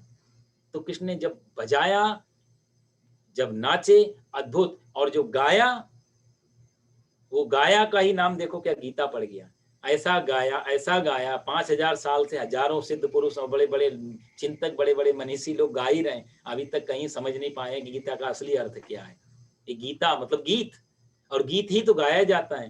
तो भगवान श्री कृष्ण ने गीता को गाया, इसलिए भगवान को यहाँ कहना पड़ा सामवेद मेरी मेरी विभूति है, मेरा अंश है, क्योंकि वो नृत्य का, वो गायन का, वो कहा जाए तो एक हर्षोल्लास का एक वेद है। इसलिए भगवान कहते हैं कि ये सामवेद मेरा स्वरूप। देखो साहब, दूसरे चीजों में तर्क होते हैं, दूसरे चीजों में सिद्धांत होते हैं, कोई ना कोई थ्योरी होगी कि जब हम कोई चीज बोलते हैं उसके पीछे तर्क, आर्ग्यूमेंट्स, लॉजिक बहुत सारी में। संगीत में कोई लॉजिक नहीं होता, कहीं का शब्द कहीं उठा के रख दिया जाता है, बस लय आनी चाहिए, भाव आना चाहिए, गा दिया जाता है। इसलिए श्लोक को जब लिखा जाता है तो कोई तालमेल नहीं बिठाया जाता, कोई अर्थ कहीं होता है, कहीं से कहीं खींच के उसका अर्थ बनाना पड़ता है।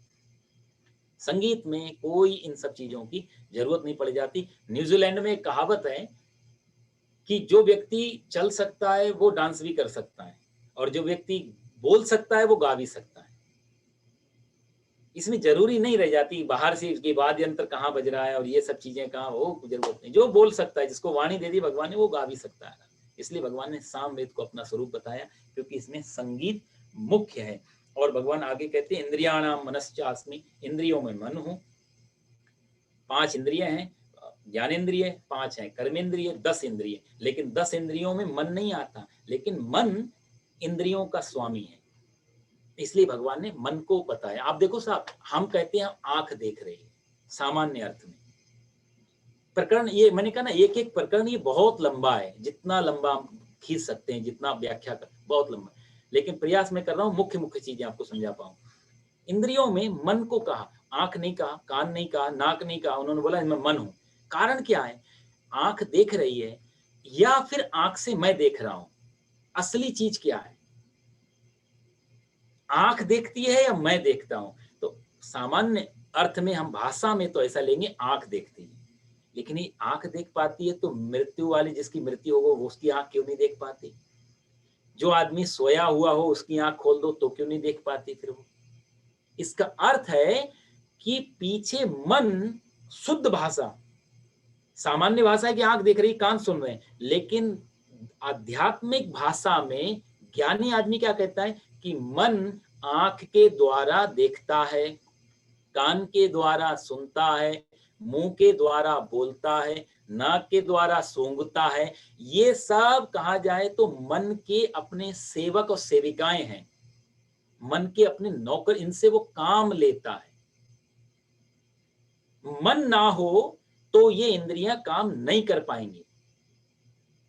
इसलिए हमको बेहोश कर दिया जाए, एनेस्थेसिया दे दी जाए, तो एनेस्थेसिया पड़ा वाला व्यक्ति, हमने इंद्रियों को तो नहीं छेड़ा, जस्ट एनेस्थेसिया दिया, आदमी को अनकॉन्शियस में ले गए। अब क्या उसका मतलब ये हुआ कि मन का और इंद्रियों का जो तार था उसको हमने थोड़ी देर के लिए फ्रीज कर दिया। एनेस्थेसिया का इतना ही मतलब रहता है कि जो सूचना आंख दे रही थी मन को और जिससे मन एक्टिवेट हो रहा था, वो सूचना का जो बीच का जो तार था उसको हमने थोड़ी देर के लिए डेड कर दिया, फ्रीज कर दिया, काटा नहीं, फ्रीज कर। जैसी चेतना वापस आएगी मन फिर एक्टिव हो जाए। तो मन जो चाहता है वो इंद्रियों से काम लेता है। इसलिए कई बार गलतियां के हठ योग, हमारे यहाँ बहुत सारी योग की परंपरा है, उसमें हठ योग में कई बार ये इंद्रियों का दमन में आ जाता है कि आंख ने बार बार, मेरी आंख पिक्चर देखना चाहती है, आंख में दोष है, हमेशा गलत देख रही है, नहीं तो कई बार लोगों ने अपनी आंखें फोड़ ली हठ योग में। उनको लगा कि आंख फूटने से शायद अच्छा सत्य दिखाई देने पड़े, लेकिन आंख फूटने से कोई सत्य दिखाई ऐसा नहीं हो पाता। कि कोई आदमी कान फोड़ लेता है, कोई नाक तोड़ लेता है। कई बार कहते हैं कि तो ब्रह्मानंद में हो गई, अब तो परमहंस हो गई नाक, ना सुगंध दिखाई देती है ना दुर्गंध सुनाई देती है। वासनाओं का खेल चलता है मन में और मन काम करवाता है इंद्रियों से। तो इंद्रिय और मन के बीच में बहुत, इंद्रिय, सारी इंद्रियां डेड चीज है। इसलिए भगवान ने यहाँ पर इंद्रियों का किसी का नाम नहीं लिया, भगवान ने उसके स्वामी का नाम लिया। यदि मन ठीक है तो इंद्रियां ठीक है, मन खराब है तो इंद्रियां खराब हो जाती है। तो कई बार होता है ना कि हम एक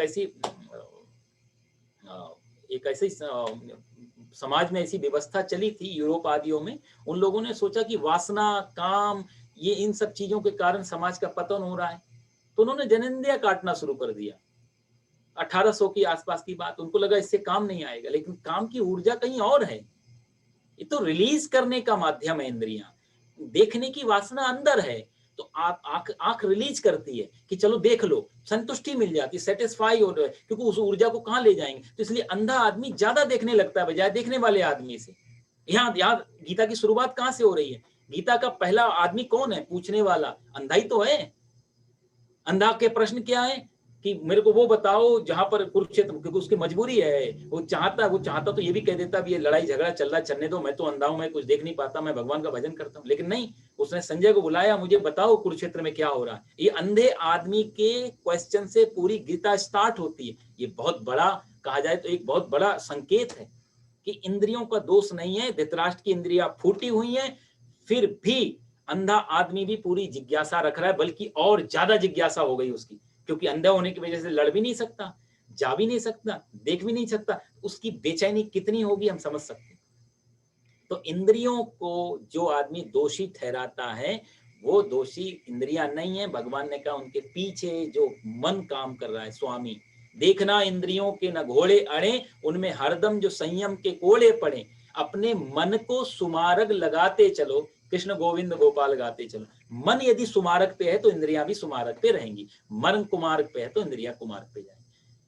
और ये बहुत बहुत गहरी चर्चा है, मन और इंद्रियों का जो तार की चर्चा है। लेकिन भगवान यहाँ कहते हैं अर्जुन, इंद्रियों में यदि मेरे को पकड़ना हो तो मन को पकड़ना। चाहे क्या, यदि कुछ करना हो तुझे तो तू मन के साथ करना, किसी इंद्रिय के साथ कुछ मत कर देना।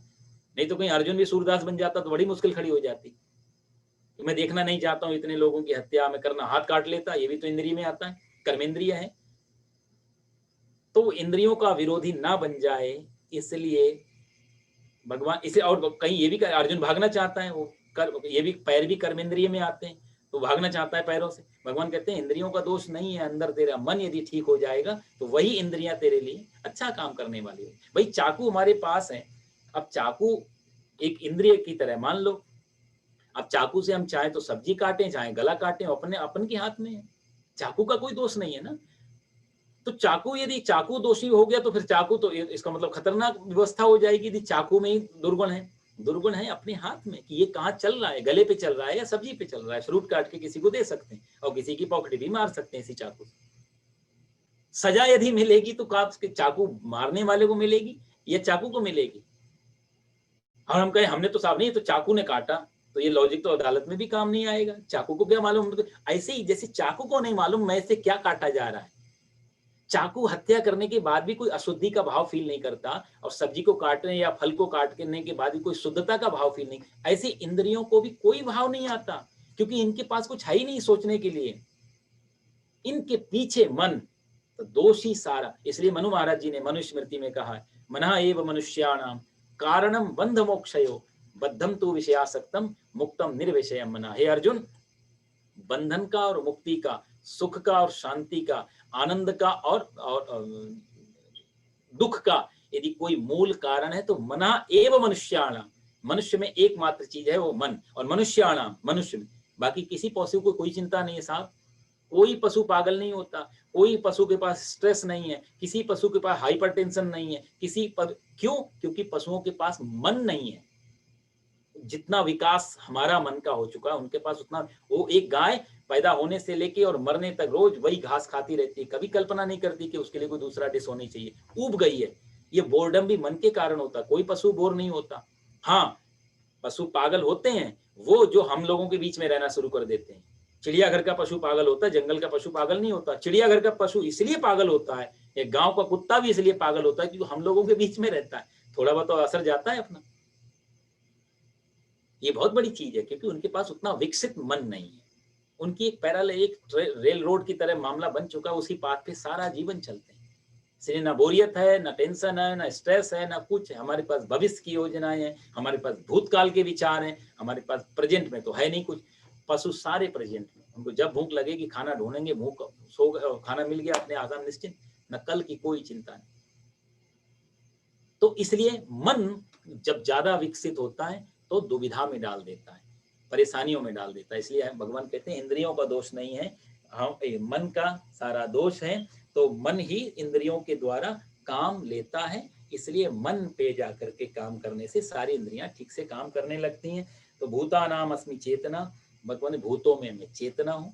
चेतना शब्द का है कॉन्शसनेस, क्योंकि सारी चीज जो है ना, बिना कॉन्शसनेस के शरीर का कुछ नहीं हो सकता। यदि इसके अंदर चेतना निकल जाए, चित्त निकल जाए, ये भगवान सच्चिदानंद, सत चित्त और आनंद जो भगवान ने कहा ना भगवान के रूप है, तो जो चेतना जो शब्द है कॉन्शसनेस, वो भगवान का अपना स्वरूप है। कि कहा जाए चेतना को वहां लगाना होता है। यदि चेतना, और जब जुड़ती है तो चेतना ही जुड़ती है। सर जैसे मन के 3-4 भाग बताए थे ना, मन, बुद्धि, चित्त और अहंकार। तो अहंकार तो एक अलग चीज हो गई, जब हम पा लेते हैं तब की अवस्था है अहंकार। कहते अहम ब्रह्मास्मि, मैं भी वही परमात्मा हूँ, वो नाम अहंकार का है। लेकिन तीसरी अवस्था जो चेतना है, उसको मन, बुद्धि और चित्त कहा। तो चित्त की अवस्था में चेतना एक्टिवेट होकर के परमात्मा से जुड़ जाती है। इसलिए भगवान कहते हैं कि मेरे तक पहुंचना हो तो ना मन पे काम करो, ना बुद्धि पे काम करो, क्योंकि बुद्धि में भी नीचे की अवस्था है, मन भी और नीचे की अवस्था है, चेतना सबसे ऊपर की अवस्था है। तो जब भी जुड़ती है परमात्मा से तो चेतना जुड़ती है, इसलिए भगवान कहते हैं चेतना मेरा स्वरूप है और चेतना से ही व्यक्ति मेरे को चेतन शब्द बोलते हैं ना, चेत जाओ, बहुत सारे चेत रे गुमानी माया संग ना चलेगी, सावधान वी अलर्ट। तो चेतना में ही वो चीज प्रभाव होती है, वहां मन बुद्धि दोनों दोनों हट जाते हैं। अचानक हमको कोई डरा भी दे या कोई अचानक से आ जाए तो सीधा चेतना में प्रवेश करता है। वो इतना भी समय नहीं होता बुद्धि सोचे कि सही है या गलत है, कौन है क्या है, एकदम जो कांप जाते हैं वहां मन भी काम नहीं करता, बुद्धि भी काम, चेतना पे अटैक होता है। सडनली यदि कोई आफत आ जाए, चौंक जाए, तो जो चौंक जाना भी चेतना से ही निकला हुआ है, तो वो चेतना पे जाके हिट करती है। तो ये चेतना भगवान ने कहा मेरा स्वरूप है। और आगे भगवान फिर ऐसी विभूतियों के बारे में और भी बता रहे हैं। 23वें श्लोक में भगवान कहते हैं रुद्राणां शंकरश्चास्मि वित्तेशो यक्ष रक्षसां वशूनां पावकश्चास्मि मेरु शिखरिणामहं पुरोधसां च मुख्यं मां विद्धिं पार्थ बृहस्पतिं सेनानीमहं स्कन्दः सरसामस्मि सागरः महर्षीणां भृगुरहं गिरामस्मेकमक्षरं यज्ञानां जपयज्ञोऽस्मि स्थावराणां हिमालयः अश्वत्था सर्ववृक्षाणां देवर्षीणां च नारदः गन्धर्वाणां चित्ररथा सिद्धानां कपिलो मुनिः उच्चैः श्रवस समस्वानां विद्धि माममृतोद्भवम् ऐरावतं गजेन्द्राणां नराणां च नराधिपम् आयुधानामहं वज्रं धेनूनामस्मि कामधुक् प्रजननश्चास्मि कन्दर्पः सर्पाणामस्मि वासुकिः अनन्तश्चास्मि नागानां वरुणो यादसामहं पितॄणामर्यमाश्चास्मि यमः यस्संयमतामहं प्रह्लादश्चास्मि दैत्यानां कालः कलयतामहं मृगाणां च मृगेन्द्रोऽहं वैनतेयश्च पक्षिणां पवनः पवतामस्मि रामः शस्त्रभृतामहं झषाणां मकरश्चास्मि स्त्रोक्तसामस्मि जाह्नवी।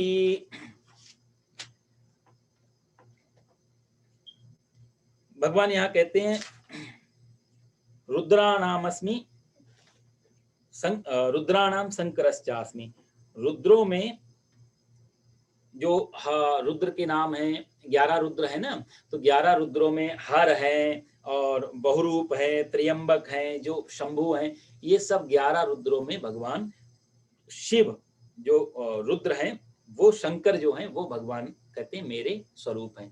क्योंकि शिव यहाँ फिर मृत्यु के प्रतीक जो हमने पहले चर्चा की, मृत्यु के प्रतीक वो मेरा स्वरूप है। इधर भगवान ने विष्णु को अपना प्रतीक बना दिया, उधर शिव को भी रुद्रों में अपना प्रतीक बना दिया। रुद्र का मतलब रौद्र भी होता है, क्रोध भी होता है, और हिंसा यदि करनी है, मारना है, तो रौद्र रूप तो रखना पड़ता है। इसलिए शिव के पास ही तीसरा नेत्र है, क्योंकि वो संहार के, प्रलय के, हिंसा के कहा जाए उसके स्वरूप है। तो यह भगवान संकेत ये भी करना चाहते हैं कि जन्म यदि हुआ है तो मृत्यु होगी ही। तो मृत्यु को हम लोग ये मान के चलते हैं ना, कि जैसे मैंने आपसे कहा कि कई धर्मों में ये मानते हैं कि ईश्वर रचता है और शैतान इसको मिटाता है दुनिया को।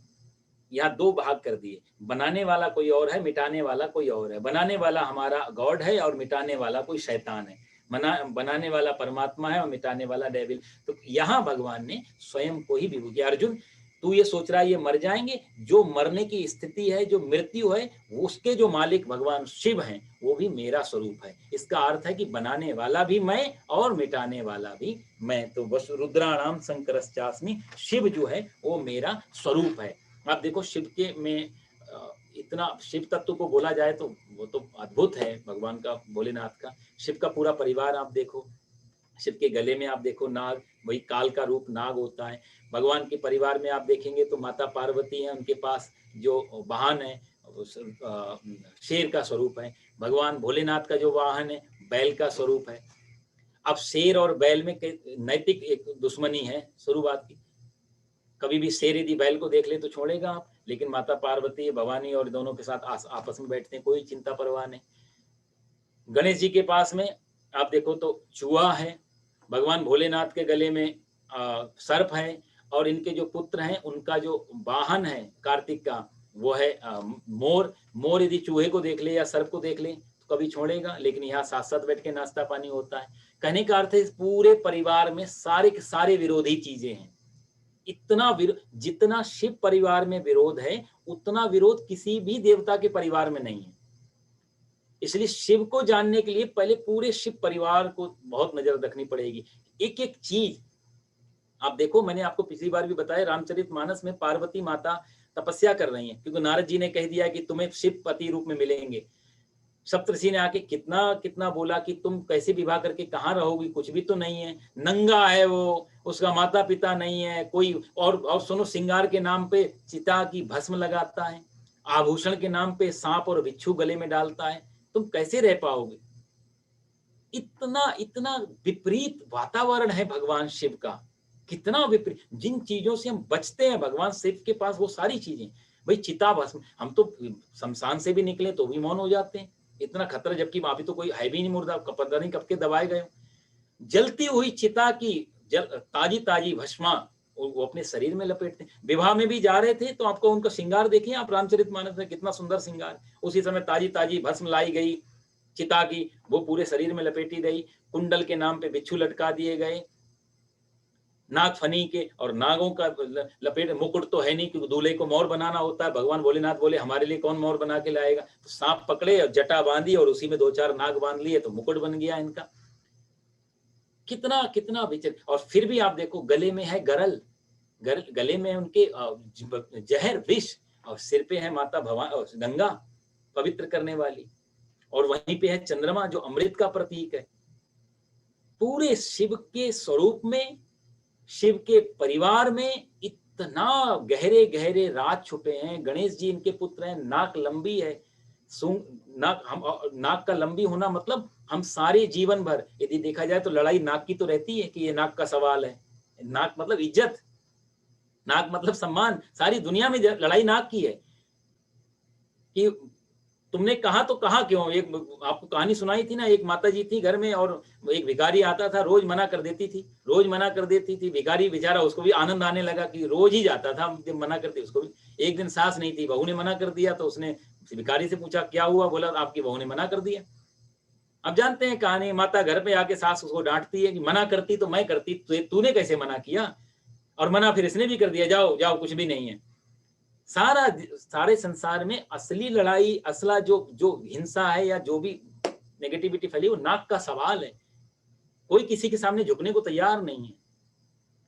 गणेश जी की नाक इतनी लंबी है कि कितना भी मोड़ लो तो भी, कहते हैं ऊंट बैठ भी जाए तो भी भैंस बराबर तो रहता ही है, कितना मोड़ेंगे नाक।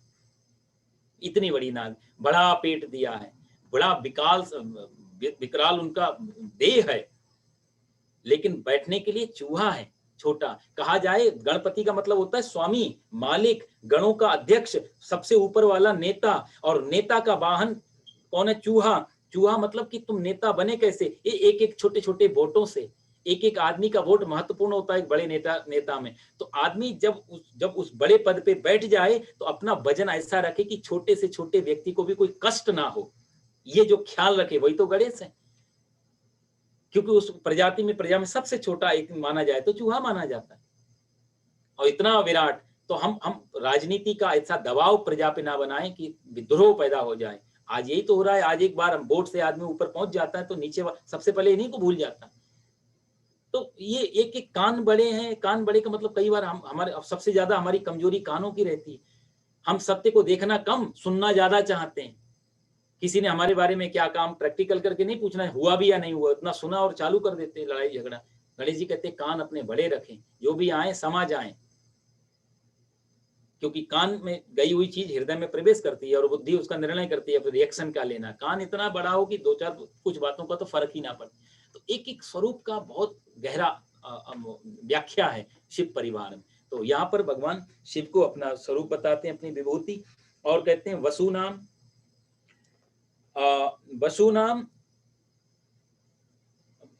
वित्तेशो यक्ष राक्षसाम। वित्तेशो यक्ष राक्षसाम, भगवान ने जो 23वें श्लोक में कहा कुबेर को वित्तेश बोलते हैं। कुबेर, जितने भी यक्ष और राक्षस हैं उसमें कुबेर मेरा स्वरूप है। अलकापुरी कुबेर की राजधानी है, वहां कुबेर बसते हैं। कुबेर जो है देवताओं की कहा जाए तो फाइनेंस मिनिस्टर है, सारा धन खजाना उनके पास रहे। तो बड़े खजाना के, अपार धन के वो प्रतीक है। और देखो साहब, यहाँ भगवान, मैंने कहा ना गीता से दो पैरेलल अर्थ निकलते हैं, एक ज्ञान मार्ग का, एक भक्ति मार्ग का।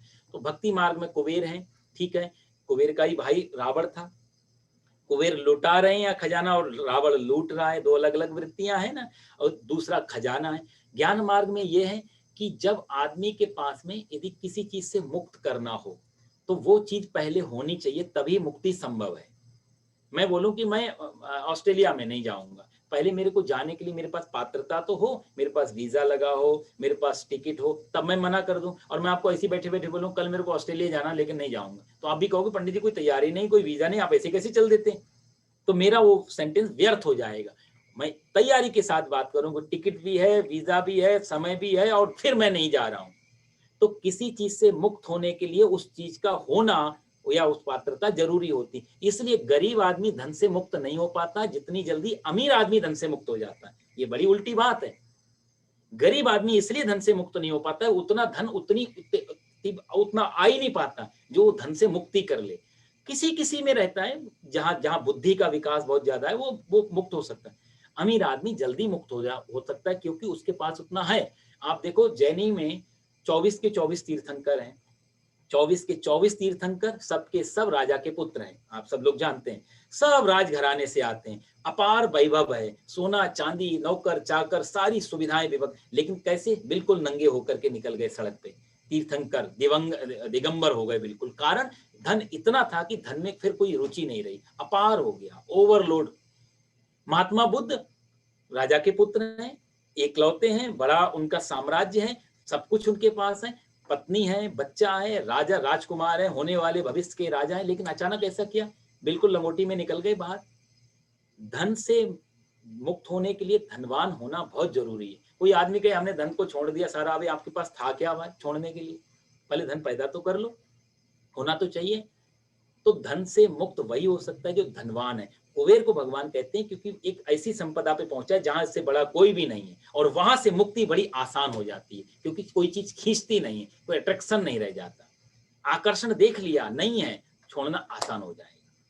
इसलिए भगवान कहते हैं कुबेर मेरा स्वरूप है, वसुओं में मैं अग्नि हूं, और वसु नाम ध्रुव और धर सोम आदि जो 8 वसु होते हैं उसमें अग्नि भगवान का स्वरूप है। अग्नि के अंदर भी खासियत होती है, मुर्दा भी अग्नि में जलता है, खाना भी अग्नि में पकता है, लेकिन अग्नि अपवित्र होती है ना अग्नि पवित्र होती है। अग्नि निर्द्वंद रहती है, दोनों चीज, उसमें कुछ भी जलाओ उसका अग्नि में कोई दोष नहीं आता। और दूसरा ये भी होता है कि अग्नि में कोई चीज पड़े तो अशुद्धि जल जाती, शुद्धि रह जाती। जैसे सोना डाला तो सोना सोना बच जाएगा, लेकिन सोने पे चढ़ी हुई अशुद्धि नष्ट हो जाती। इसलिए भगवान यहाँ गिना रहे हैं कि अग्नि मेरा स्वरूप है। मतलब संतों को ऐसा होना चाहिए, दुर्गुण भी आए, सज्जन भी आए, दुर्जन भी आए। दुर्जन और सज्जन साधु की तो कसौटी यही है कि दुर्जन को बदल के सज्जन में ला दे। ये तो उसकी अग्नि की तरह साधु को होना चाहिए, इसलिए अग्नि मेरा स्वरूप है भगवान कहते हैं। और शिखरी नाम, जो बड़े बड़े शिखर हैं, पर्वत हैं, उसमें मेरु मेरा, सुमेरु जो मेरा, वो मेरा स्वरूप है। सुमेरु कहा जाता है सबसे ऊंचा पहाड़ है जिसका मुकुट की तरह है यदि कहा जाए तो सारे पर्वतों में। सुमेरु मेरा पर्वत। माला जो हम जपते हैं ना, तो उसमें जो जहाँ पर स्टार्ट करते हैं जहाँ से, उसको भी सुमेरु कहा जाता है। माला पूरी हो गई, सुमेरु आ गया, मतलब डेस्टिनेशन आ गया। यहाँ सुमेरु कहने के दोनों भाव है। सामान्य अर्थ में सुमेरु मतलब पहाड़, आध्यात्मिक अर्थ में जहां पर जीवन की माला समाप्त हो जाए, जहां पर जाकर के हम पहुंच जाएं, वो सुमेरु मेरा स्वरूप है। और आगे भगवान कहते हैं इसमें, पुरोधसाम च मुख्यम माम विद्धि पार्थ बृहस्पति। पुरोधता मतलब पुरोहित, जो पूजा पाठ करने वाले लोग हैं, जो ज्ञान की चर्चा करने वाले लोग हैं, जो विद्वान लोग हैं, पुरोहित लोग हैं, उनमें बृहस्पति मेरा स्वरूप है। तो बृहस्पति जो है देवताओं के गुरु हैं। और हम लोग कहते हैं ना आमतौर से भाषा, कितना ही पढ़ लो पर बृहस्पति तो नहीं हो सकते। कहने मतलब सारी विद्याओं, सारे ज्ञान के कोई एकमात्र स्थान है तो बृहस्पति में है। इसलिए बृहस्पति को ज्ञान का भंडार कहा जाता है। और ऐसा ज्ञान जो ज्ञान भी है और ज्ञान को जी भी रहे हैं उसी हिसाब से वो, इसलिए बृहस्पति को। सेनानी अहम स्कंदा, सेनापति जितने भी हैं उसमें स्कंद माने मेरे स्कंद मतलब शिव पुत्र जो स्वामी कार्तिक है वो मेरा स्वरूप है। सेनापतियों में स्कंद का नाम सबसे पहले आता है। शिव पुराण की कथा है, फिर कभी आपको सुनाएंगे। तो स्वामी कार्तिक को भगवान ने अपना स्वरूप बताया। सरसामस्मि सागरा, जितने भी बहने वाली या जितने भी तरल चीज जो पानी वाली जगह हैं, सरसामस्मि वो जलाशय, जितने भी जो पानी भरे वाले जो होते, तालाब है, झील है, या जो छोटे छोटे गड्ढे हैं या बड़े गड्ढे, इन सब में जो मुख्य चीज है सागर। जिस सागर से छोटा गड्ढा, बड़े तालाब, बड़ी झील सब भरे रहते हैं, वो सागर मेरा स्वरूप है। तो भगवान का सरसामस्मि सागरा। और महर्षि नाम भृगुरहम, जितने भी महर्षि हुए, महर्षि साहब बहुत सारे हुए हैं, अत्रि हैं और अत्रि हैं, भृगु हैं, मरीचि हैं, ये सब महर्षियों की कैटेगरी में आते हैं। इसमें भृगु को भगवान ने अपना स्वरूप बताया, क्योंकि भृगु के पीछे कहानी थी। भृगु एक बार परीक्षा लेने गए, त्रिदेव में कौन से सबसे ज्यादा शांत हैं। ब्रह्मा जी के पास गए, प्रणाम प्रणाम नहीं किया, सीधा बैठ गए। ब्रह्मा जी को बड़ा क्रोध आया, हमने तुम्हें पैदा किया, तुम ऐसी सीधे, कोई मैनर्स नहीं है, कोई सभ्यता नहीं है। क्रोध आए तो भागे वहां से शिव जी के पास। शिव जी के पास जाके भी उन्होंने ऊट पटांग कुछ काम किए, शिव भगवान को भी थोड़ा क्रोध आ गया। तो फिर सीधे भगवान विष्णु के पास गए। माता लक्ष्मी पैर दबा रही थी, विष्णु भगवान लेटे हुए थे, तो आओ देखा ना ताओ, सीधा लात छाती में मारी भगवान के, भृगु महाराज ने। और छाती में लात मार के खड़े भी हो गए, देखे इनको क्या रिएक्ट करते हैं ये। भगवान विष्णु उठे, भृगु के चरण दबाने लगे। भृगु बोले मेरे पैर क्यों दबा रहे हो? भगवान ने कहा मेरी छाती तो वज्र के समान कठोर है, पहाड़ के समान, तुम्हारे पैर बड़े कोमल हैं। तो पत्थर में पैर मार के पैर को ही चोट लगती है, तो मुझे लगा है कि आपको चोट तो नहीं लगी कहीं। भृगु महाराज ने कहा सिद्ध कर दिया, सबसे ज्यादा शांत तुम ही हो, शांताकारम भुजगशयनम पद्मनाभम सुरेशम।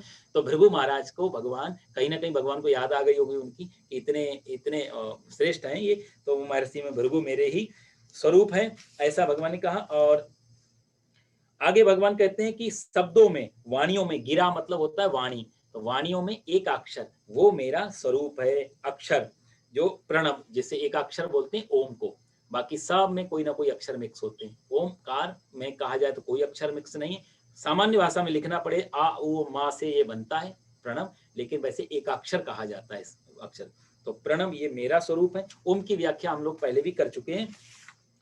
और यज्ञानाम जप यज्ञोस्मि, जितने भी यज्ञ हैं, चाहे अश्वमेध यज्ञ है, चाहे गोमेध यज्ञ है, चाहे जितने भी यज्ञों के नाम, बहुत सारे यज्ञ हैं, तो उन सब यज्ञों में जप यज्ञ मेरा स्वरूप है।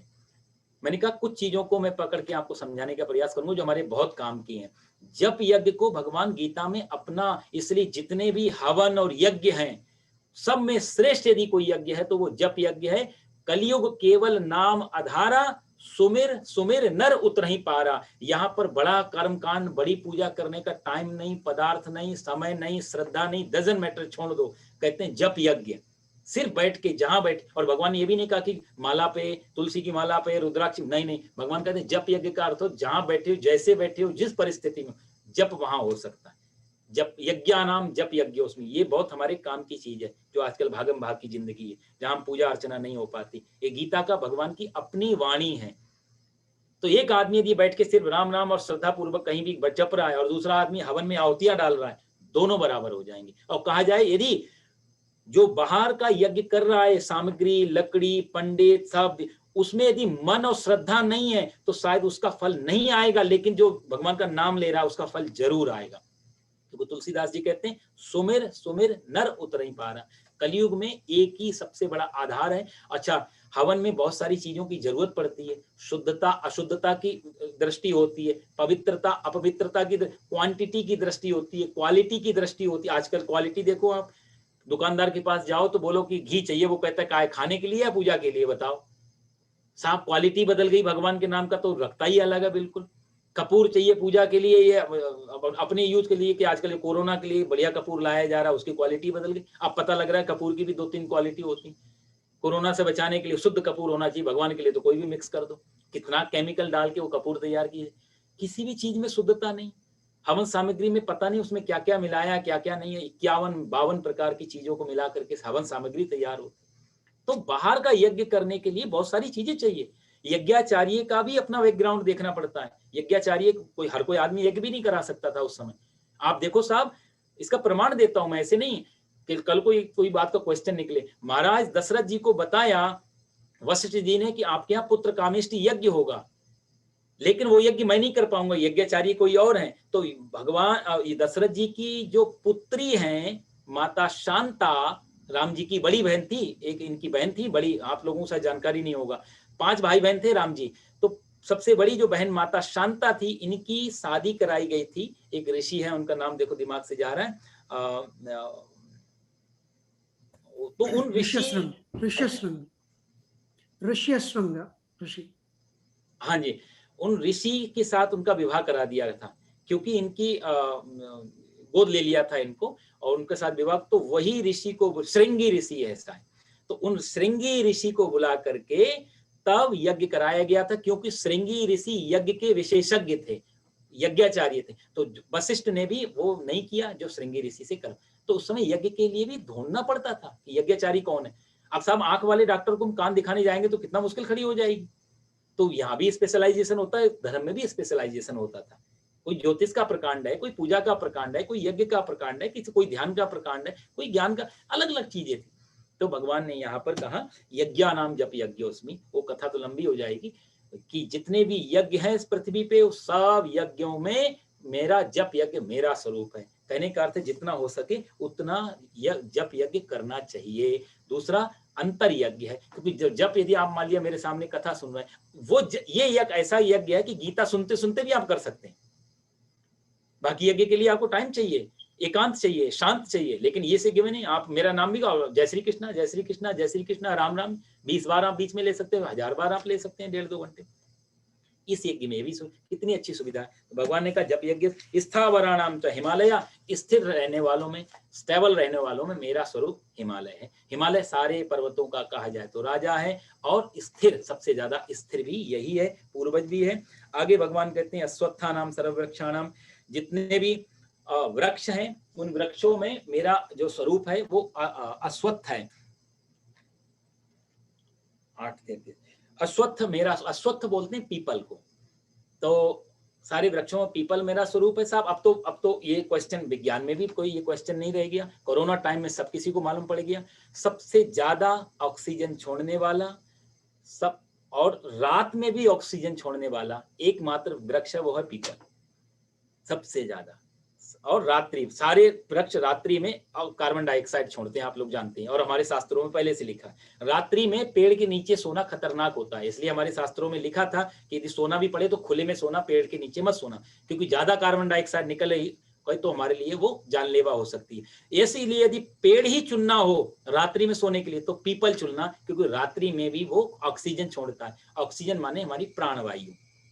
तो एक तो ये है। दूसरा, धार्मिक शास्त्र से देखें तो पीपल में सारे देवी देवताओं का वास होता है। यदि मंदिर नहीं है, कोई मूर्ति नहीं है, और हमें कुछ पूजा करनी है, तो पीपल के साथ हम वो पूजा डायरेक्ट कर सकते हैं, उसी देवता का आह्वान करते हैं, या तो कलश पे और या फिर पीपल पे। तो कलश भी नहीं, देवालय भी नहीं, मंदिर भी नहीं, और सिर्फ पीपल मिल जाए, सारी पूजाएं पीपल के नीचे हो सकती हैं। तो पीपल के अंदर वैसे भी आयुर्वेद में भी, शुद्ध संहिता में, अष्टांग हृदय में, अष्टांग संग्रह में, जिनमें बड़े बड़े आयुर्वेद के जो शास्त्र हैं उनमें आप देखो पीपल की बहुत महिमा बताई गई है। पीपल के लिए स्वास्थ्य की दृष्टि से भी पीपल अच्छा, और वैसे भी पीपल बहुत अच्छा। इसलिए भगवान ने कहा वृक्षों में मेरा स्वरूप जो है पीपल है। देवर्षि नाम चा नारदा, जितने देवर्षि हैं, देवर्षि तो और भी बहुत हैं, पर इसमें नारद मेरा स्वरूप है। नारद के बारे में बता चुका हूँ, भगवान को कुछ करना होता है तो नारद जी के द्वारा पहले करवाते हैं। भगवान के मन नारद है, भगवान के मन में यदि कुछ आई जिज्ञासा कि ये करना है तो नारद जी समझ जाते हैं, वैसे ही।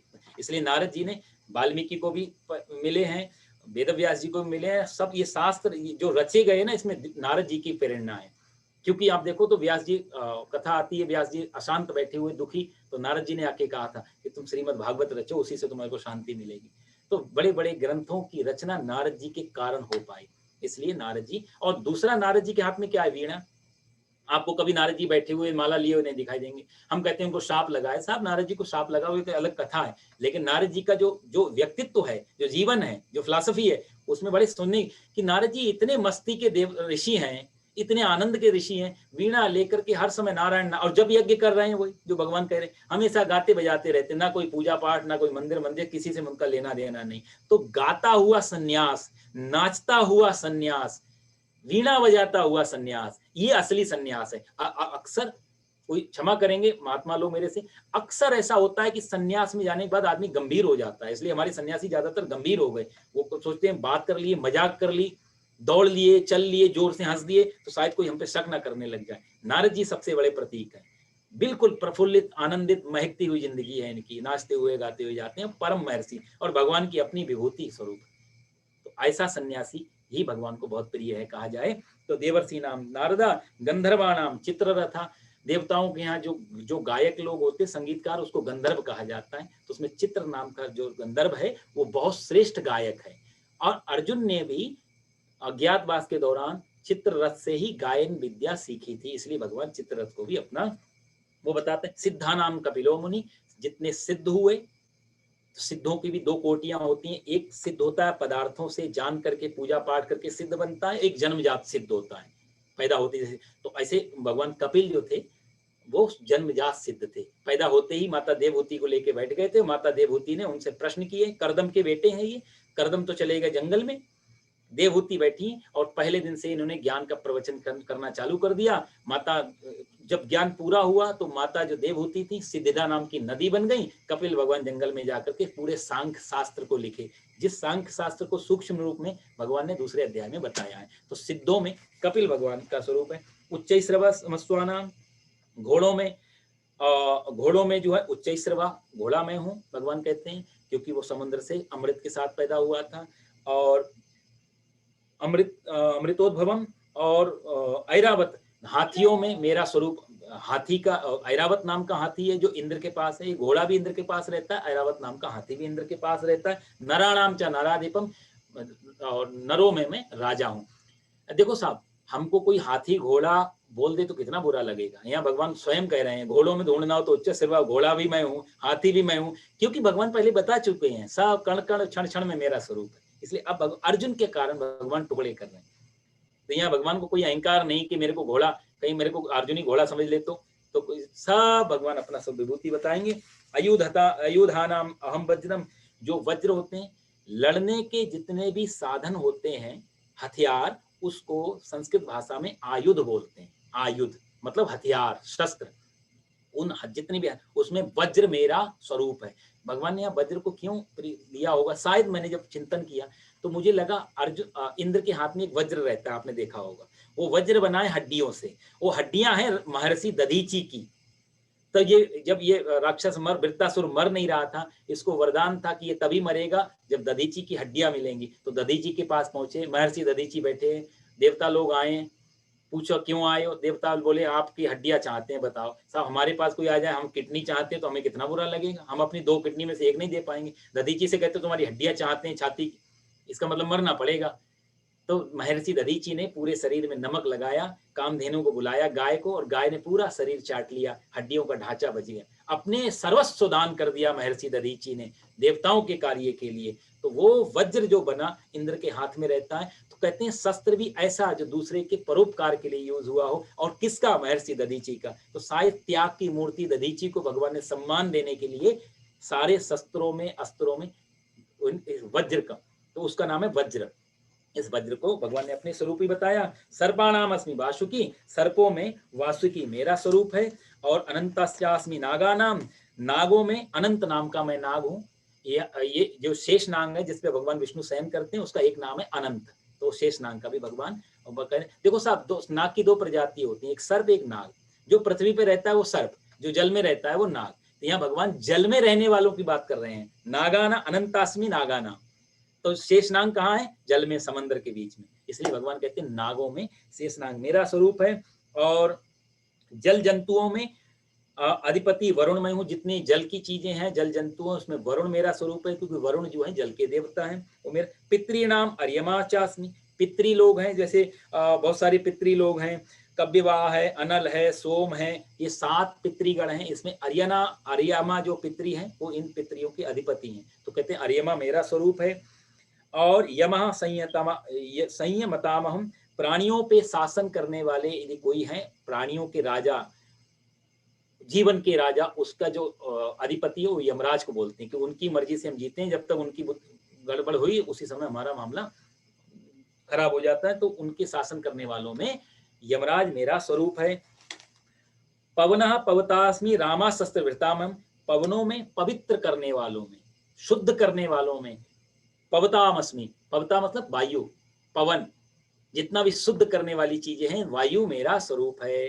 तो वायु में साफ देखो, वायु दिखाई नहीं देती लेकिन चलती है। संतों को भी ऐसा होना चाहिए, संतत्व बाहर दिखाई ना दे लेकिन अंदर शुद्धता, तुम्हारे पास आके कोई भी चीज शुद्ध और पवित्र हो जाए। वायु जिधर से गुजर जाती, गंदगी वहां से दुर्गंधी को ले जाती है अपने साथ में। तो वायु का शरीर नहीं है, लेकिन वायु पवित्र करने वालों सबसे मुख्य चीज है। और भगवान ने यहाँ कहा रामा शस्त्र भृताम, इस पे थोड़ा रुकेंगे। राम भगवान के अपनी विभूति बता रहे हैं, लेकिन भगवान ने टाइटल क्या दिया है, शस्त्र भृतामहम, शस्त्रधारियों में राम। अब देखो साहब, ये बड़ा अजीब लगेगा, भगवान राम का स्वरूप देखो आप, तो बड़े कोमल, सरल, सामान्य, इतने सुंदर स्वरूप में भगवान नहीं, भगवान को नहीं सोच सकते बहुत क्रोध करते होंगे। धोबी के कहने से सीता मैया को बाहर निकाल दिया, बताओ इससे ज्यादा सहनशील और व्यक्ति कहाँ हूं।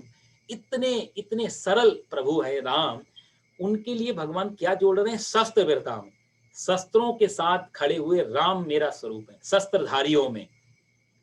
ये क्यों कहना पड़ा, इसके पीछे शायद दो तीन कारण ये लगते हैं। मुझे लगता है शस्त्र राम जैसे हाथों में ही शोभा दे पाता है। रावण के हाथ में भी शस्त्र था, दुरुपयोग हुआ। राम जैसे राजा इतने सरल व्यक्तित्व के हाथ में शस्त्र नहीं हो तो भी धर्म की हानि हो जाती है, और यदि दुष्ट व्यक्ति के हाथ में शस्त्र हो तो भी हानि हो जाती है। तो शस्त्र की मर्यादा, शस्त्र की कहा जाए शोभा, सिर्फ राम जैसे व्यक्तित्व में ही हो सकती है, जो बिना कारण के शस्त्र नहीं प्रयोग करते हैं। रावण ने सारा मिसयूज, आज पूरी दुनिया डरी हुई है साहब शस्त्रों के कारण, कि गलत हाथों में शस्त्र हैं। अब नॉर्थ कोरिया के पास पता नहीं है या नहीं, इस चक्कर में युद्ध नहीं हो पा रहा है उसके, कि है भी या नहीं है, कहीं धोखे से निकल गया तो हम ना मारे जाएं। आज दुनिया में यदि थर्ड वर्ल्ड वॉर नहीं हो रहा, इसका कारण ये नहीं दुनिया बहुत सभ्य और सुसंगत हो गई है। कारण एक ही है कि हमें मालूम है कि पता नहीं सामने वाला के ताऊ निकला तो हम चाचा समझ के युद्ध करें। तो आज इंडिया पाकिस्तान का, इंडिया और या चाइना का, इंडिया और पाकिस्तान के युद्ध रुके हुए हैं, इजराइल और फलस्तीन का युद्ध चल रहा है। इसका कारण यही है कि हमारे दोनों के पास बराबर की चीजें हैं, तो हमको नष्ट करोगे, हम तुमको नष्ट। सारी दुनिया यदि साधु महात्मा की तरह चुप बैठी है तो यही खतरनाक हो, बगुला भगत, कि इसको मालूम है सामने वाला जो है हमसे सवा शेर बना बैठा है। ये शस्त्र गलत हाथों में जो पड़े हुए हैं, आज बहुत सारे चिंतक वैज्ञानिक परेशान हैं कि शस्त्र कितने कितने खतरनाक मोड़ पे हैं। एक हाइड्रोजन बम एक साथ करोड़ों लोगों को मार सकता है, 200-300 किलोमीटर तक एरिया कवर कर सकता है। एक इतना अस्त्र शस्त्र है कि अखबार में तो निकला था कि पूरी दुनिया को 7 बार मिटा सकते हैं, क्योंकि राजनीतिक दिमाग में ये लगता है कि शायद कोई बच जाए, शायद कोई बच जाए तो दोबारा मारेंगे, तिबारा 7 बार में तो मरी जाएगी दुनिया, तो 7 बार मारने का इकट्ठा हमने कर लिया। तो आप देखो, पुराने अजंता अलोरा में जाओ या जो पुरानी आप गुफाओं में जाओ, पुरानी वहां 20-20, 40-40 हजार पुरानी साल गुफाओं में आपको अस्त्र शस्त्र मिलते हैं। आपने देखा होगा, पत्थरों के बने हुए, पत्थरों से लड़ता रहा इंसान तब, आज से 25,000 30,000 साल पहले। और आज हमारे पास परमाणु हथियार है। आप देखो, हथियार पहले पत्थर के थे, अब परमाणु और एटम बम तक हम पहुंच गए। मनुष्य वही था, मनुष्य आज वही है। मनुष्य का कोई विकास नहीं हुआ, शस्त्रों का विकास कर लिया। इसलिए भगवान को कहना पड़ा कि शस्त्रधारियों में राम हो। शस्त्र यदि हो तो राम के हाथ में हो, रावण के हाथ में नहीं हो। रावण मरते मरते भी भगवान राम की प्रार्थना करता जाता है, भगवान राम से मोक्ष की कामना करता है, भगवान राम को प्रणाम करता है रावण, क्योंकि उसको लगता है कि ऐसे शस्त्रधारी से मैं मर रहा हूं, मेरी मोक्ष में, मेरी मुक्ति में कोई कमी नहीं रह जाएगी। क्योंकि जिसने शस्त्र उठाना, जिसकी मजबूरी रही, नहीं तो शस्त्र उठाना उसकी शौक नहीं थी, तो ऐसे व्यक्ति से मरना भी कल्याण हो जाता है।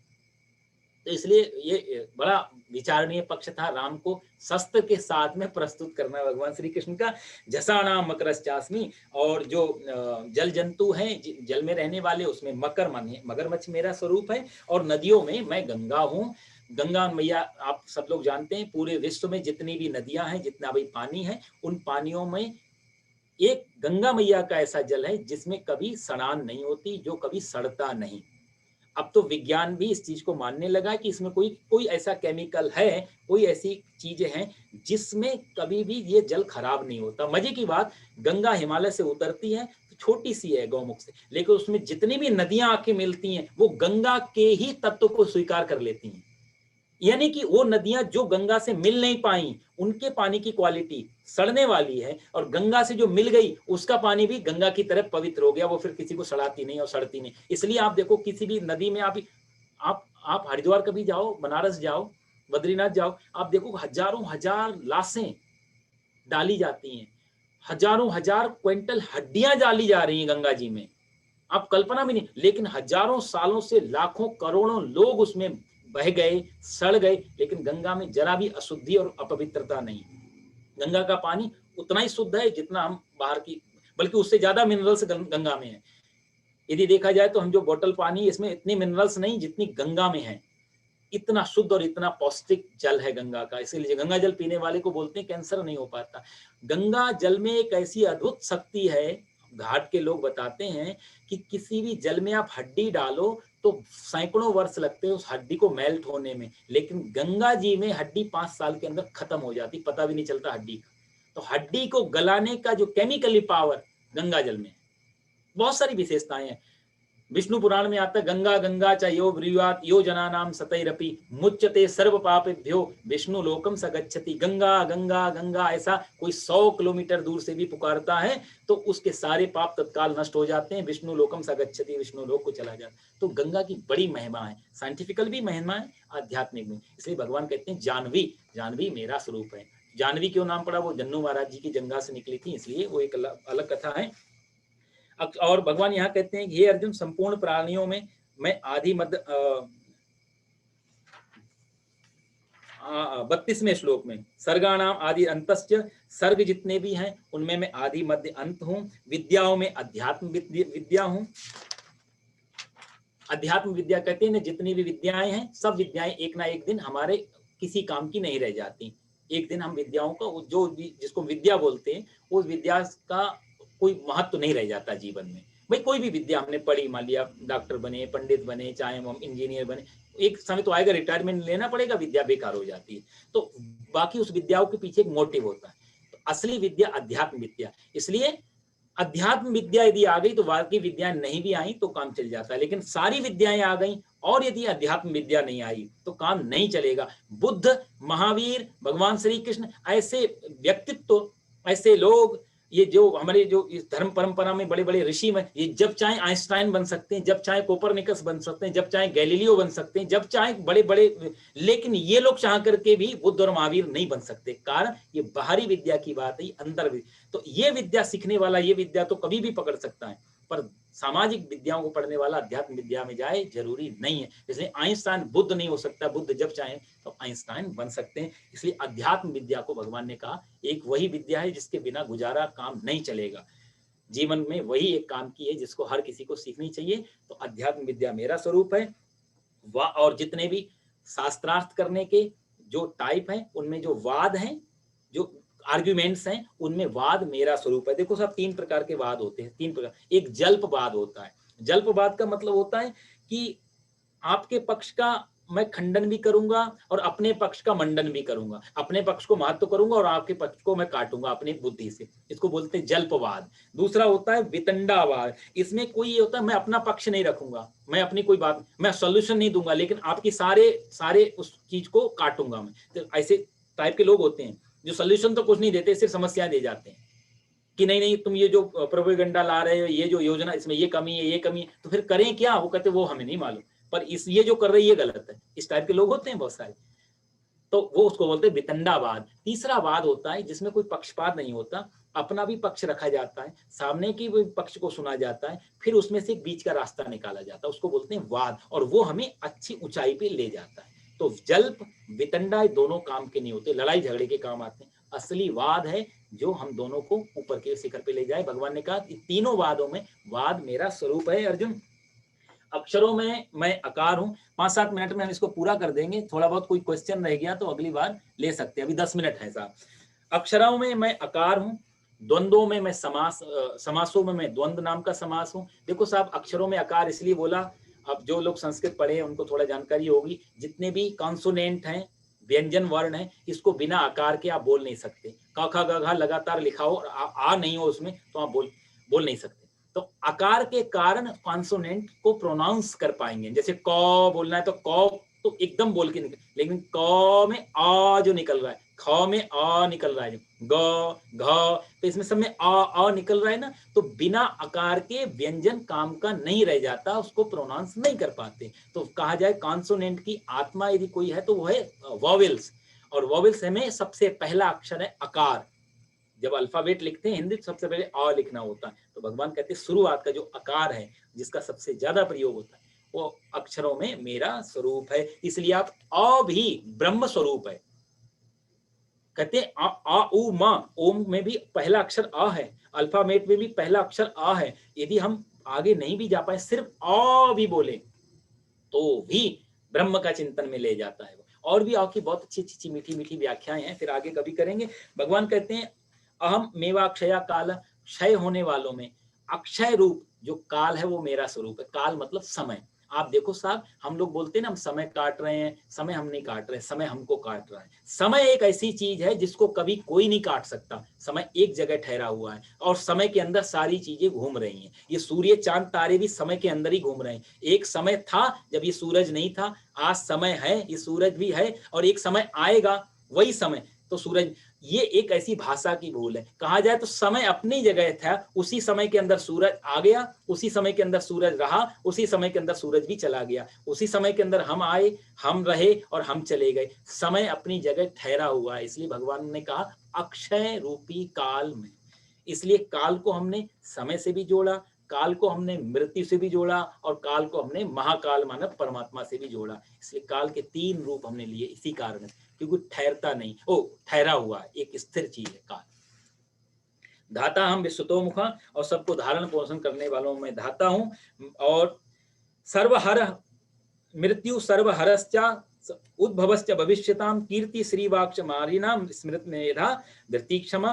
भगवान ने यहाँ कहा सबको हरण करने वालों मृत्यु मेरा स्वरूप है। देखो साहब, सब चीजें हरी, हमारे पास जरूरी नहीं कोई चीज रहे या ना रहे, लेकिन एक ऐसी चीज है जो हमसे सब चीज का हरण कर लेती है।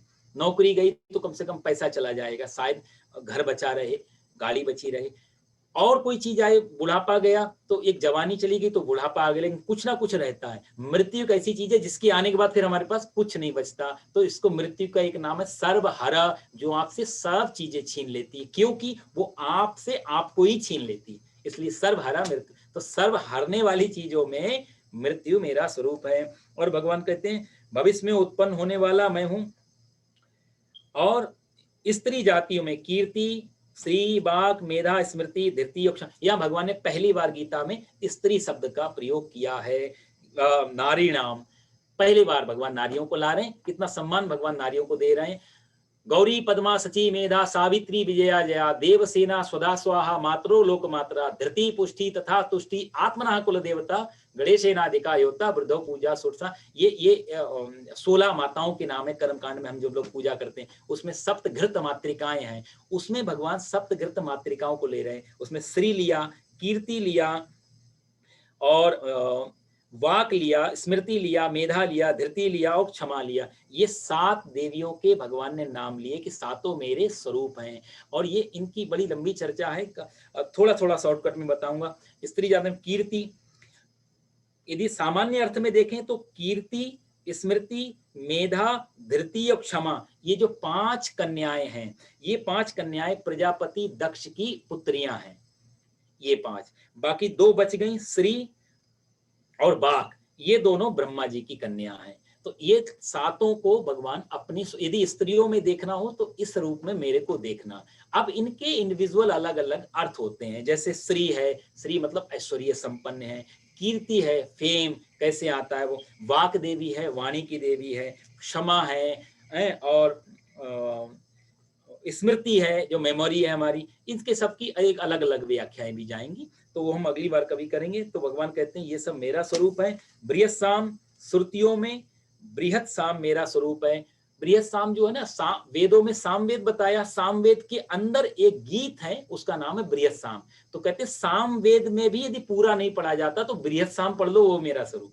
ये भगवान का, जैसे महाभारत एक बड़ा ग्रंथ है तो महाभारत पूरा नहीं पढ़ा जाता तो हम आपको गीता सुना रहे हैं। तो ऐसे ही भगवान यहाँ कहते हैं बृहत साम मेरा स्वरूप है। जितने भी छंद हैं उन छंदों में गायत्री छंद मेरा स्वरूप है। ये त्रिपदा है, और इसमें 23 अक्षर है इस गायत्री रूप में। इसका ये मेरा स्वरूप है। 12 महीनों में मार्गशीर्ष का महीना ये मेरा स्वरूप है, मार्गशीर्ष का महीना। और ऋतुओं में वसंत ऋतु मेरा, तो ऋतुओं में वसंत और महीनों में मार्गशीर्ष। कारण क्या है, मार्गशीर्ष और वसंत इनके दो, इनमें विशेषता होती कि बारिश नहीं भी हो तो भी लता पत्री फूल फल खिलने लगते हैं।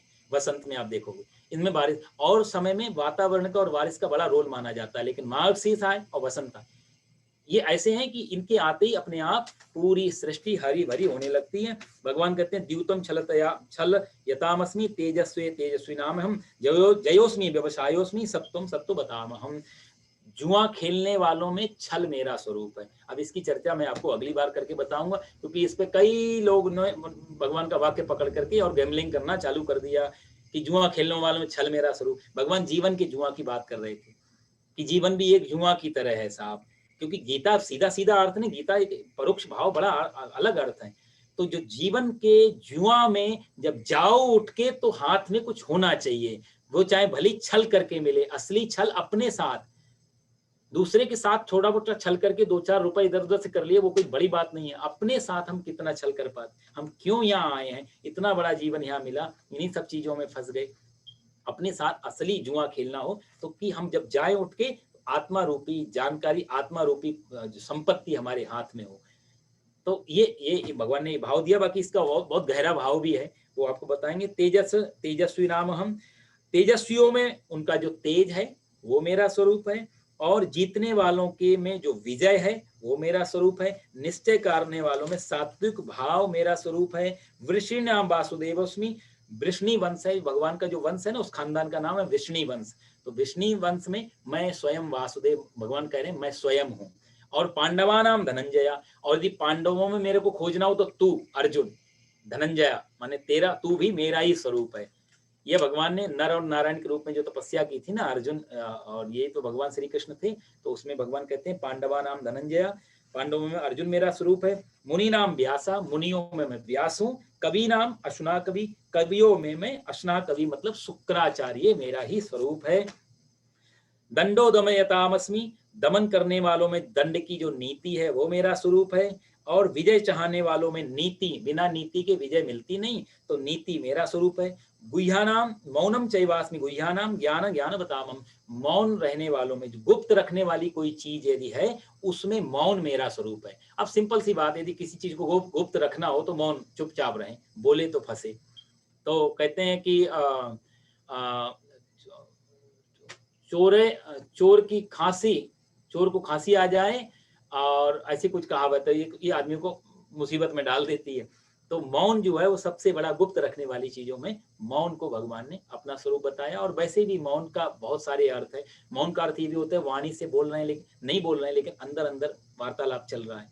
तो मौन का शुद्ध अर्थ होता है जहां इंद्रियां भी कुछ बातचीत नहीं कर रही, हम अपने साथ भी कोई बातचीत ना कर रहे हो, वो असली मौन होता है। दूसरे के साथ मौन हो जाना बहुत आसान, गुस्से में भी हम लोग मौन हो जाते हैं, पर वो मौन असली मौन नहीं। असली मौन है जब इंद्रियों ने भी बातचीत करना बंद कर दिया। देखो साहब, बुद्ध के साथ एक बार 10,000 लोग, राजा, एक राजा था, उसके यहाँ ठहरे हुए थे जंगल में।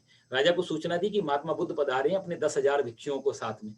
तो राजा बोला इतना हल्ला गुल्ला होगा, बुद्ध को इधर बुला दो। बोला नहीं, आपको पता भी नहीं चलेगा, मिलने जाओ।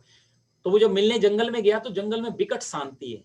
तो उस राजा को भी शक हुआ। उस राजा बुद्ध से कहा, मैंने सुना तुम्हारे यहाँ 10,000 भिक्षु आने वाले हैं, यहाँ तो कोई भी नहीं दिख रहा है। बुद्ध ने बोला तुम गिनो 10,000 ही है।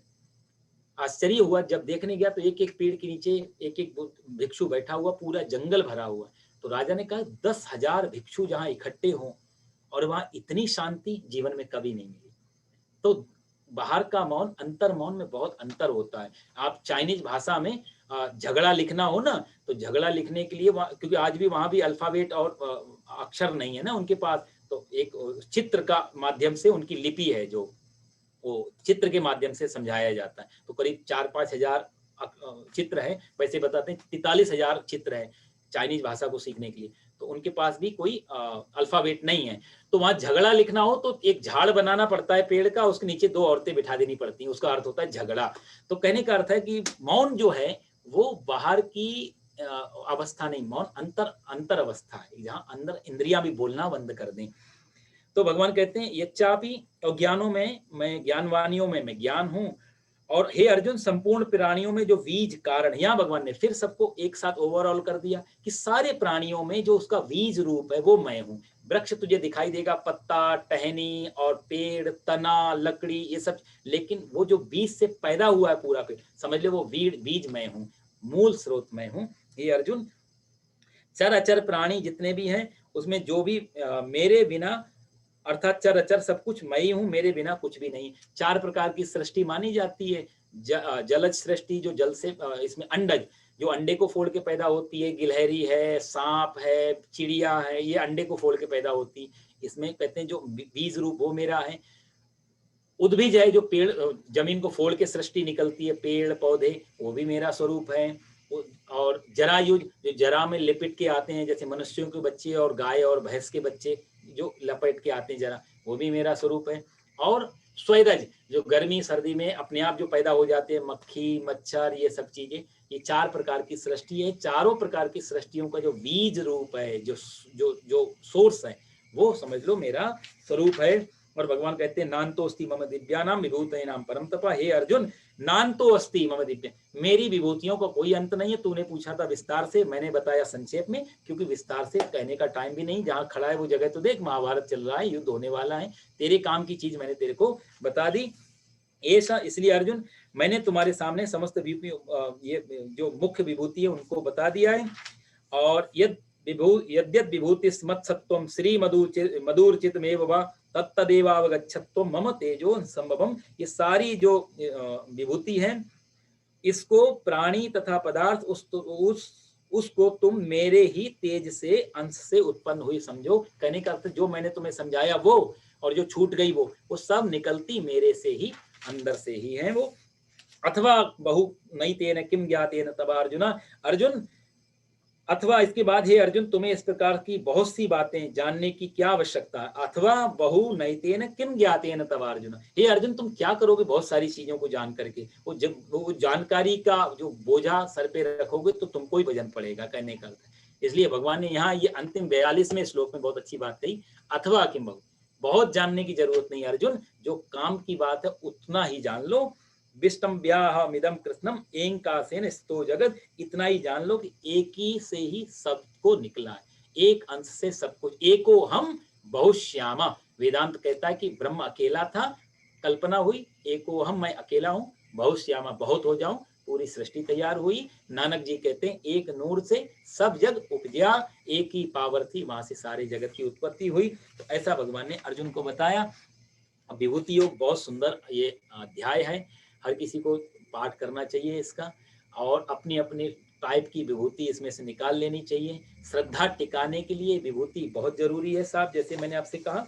वैसे तो परमात्मा कण कण और क्षण क्षण में है, लेकिन यदि कहीं एक जगह श्रद्धा की शुरुआत करनी हो तो कोई एक स्थान चाहिए होता है। जैसे हम कहें भगवान कहाँ, चलो भगवान के पास होके आते हैं, आमतौर से कहें तो हमारा सीधा मन चाहता है कि मंदिर की बात कर रहे हैं, है ना। तो यदि तो ऐसे ही भगवान ने यहाँ एक हमारी जो स्थिति मनस्थिति उस हिसाब से सामने एक ऑब्जेक्ट चुन के बता दिया, कहाँ कौन किसको हम किस रूप में मेरे को देखना चाहिए। और वैसे भगवान ने अंतिम में कह दिया अर्जुन मैं सब रूप में हूँ, मेरे से ही सब जगह प्रकट हुआ हो। बहुत अच्छा अध्याय है ये, अध्याय बहुत लंबा भी जा सकता है, क्योंकि एक एक विभूति पे बहुत सारी बातें हो सकती हैं, आध्यात्मिक कथा भी हो सकती हैं, पीछे लॉजिक भी हो सकते हैं, कहाँ से कैसी कैसी चीजें आए उस पर बात हो सकती है, बहुत लंबा जा सकता है, लेकिन वो सब बहुत ज्यादा जानकारी की जरूरत नहीं। तो 10वां अध्याय पर भगवान की कृपा से उनके चरणों में समर्पित।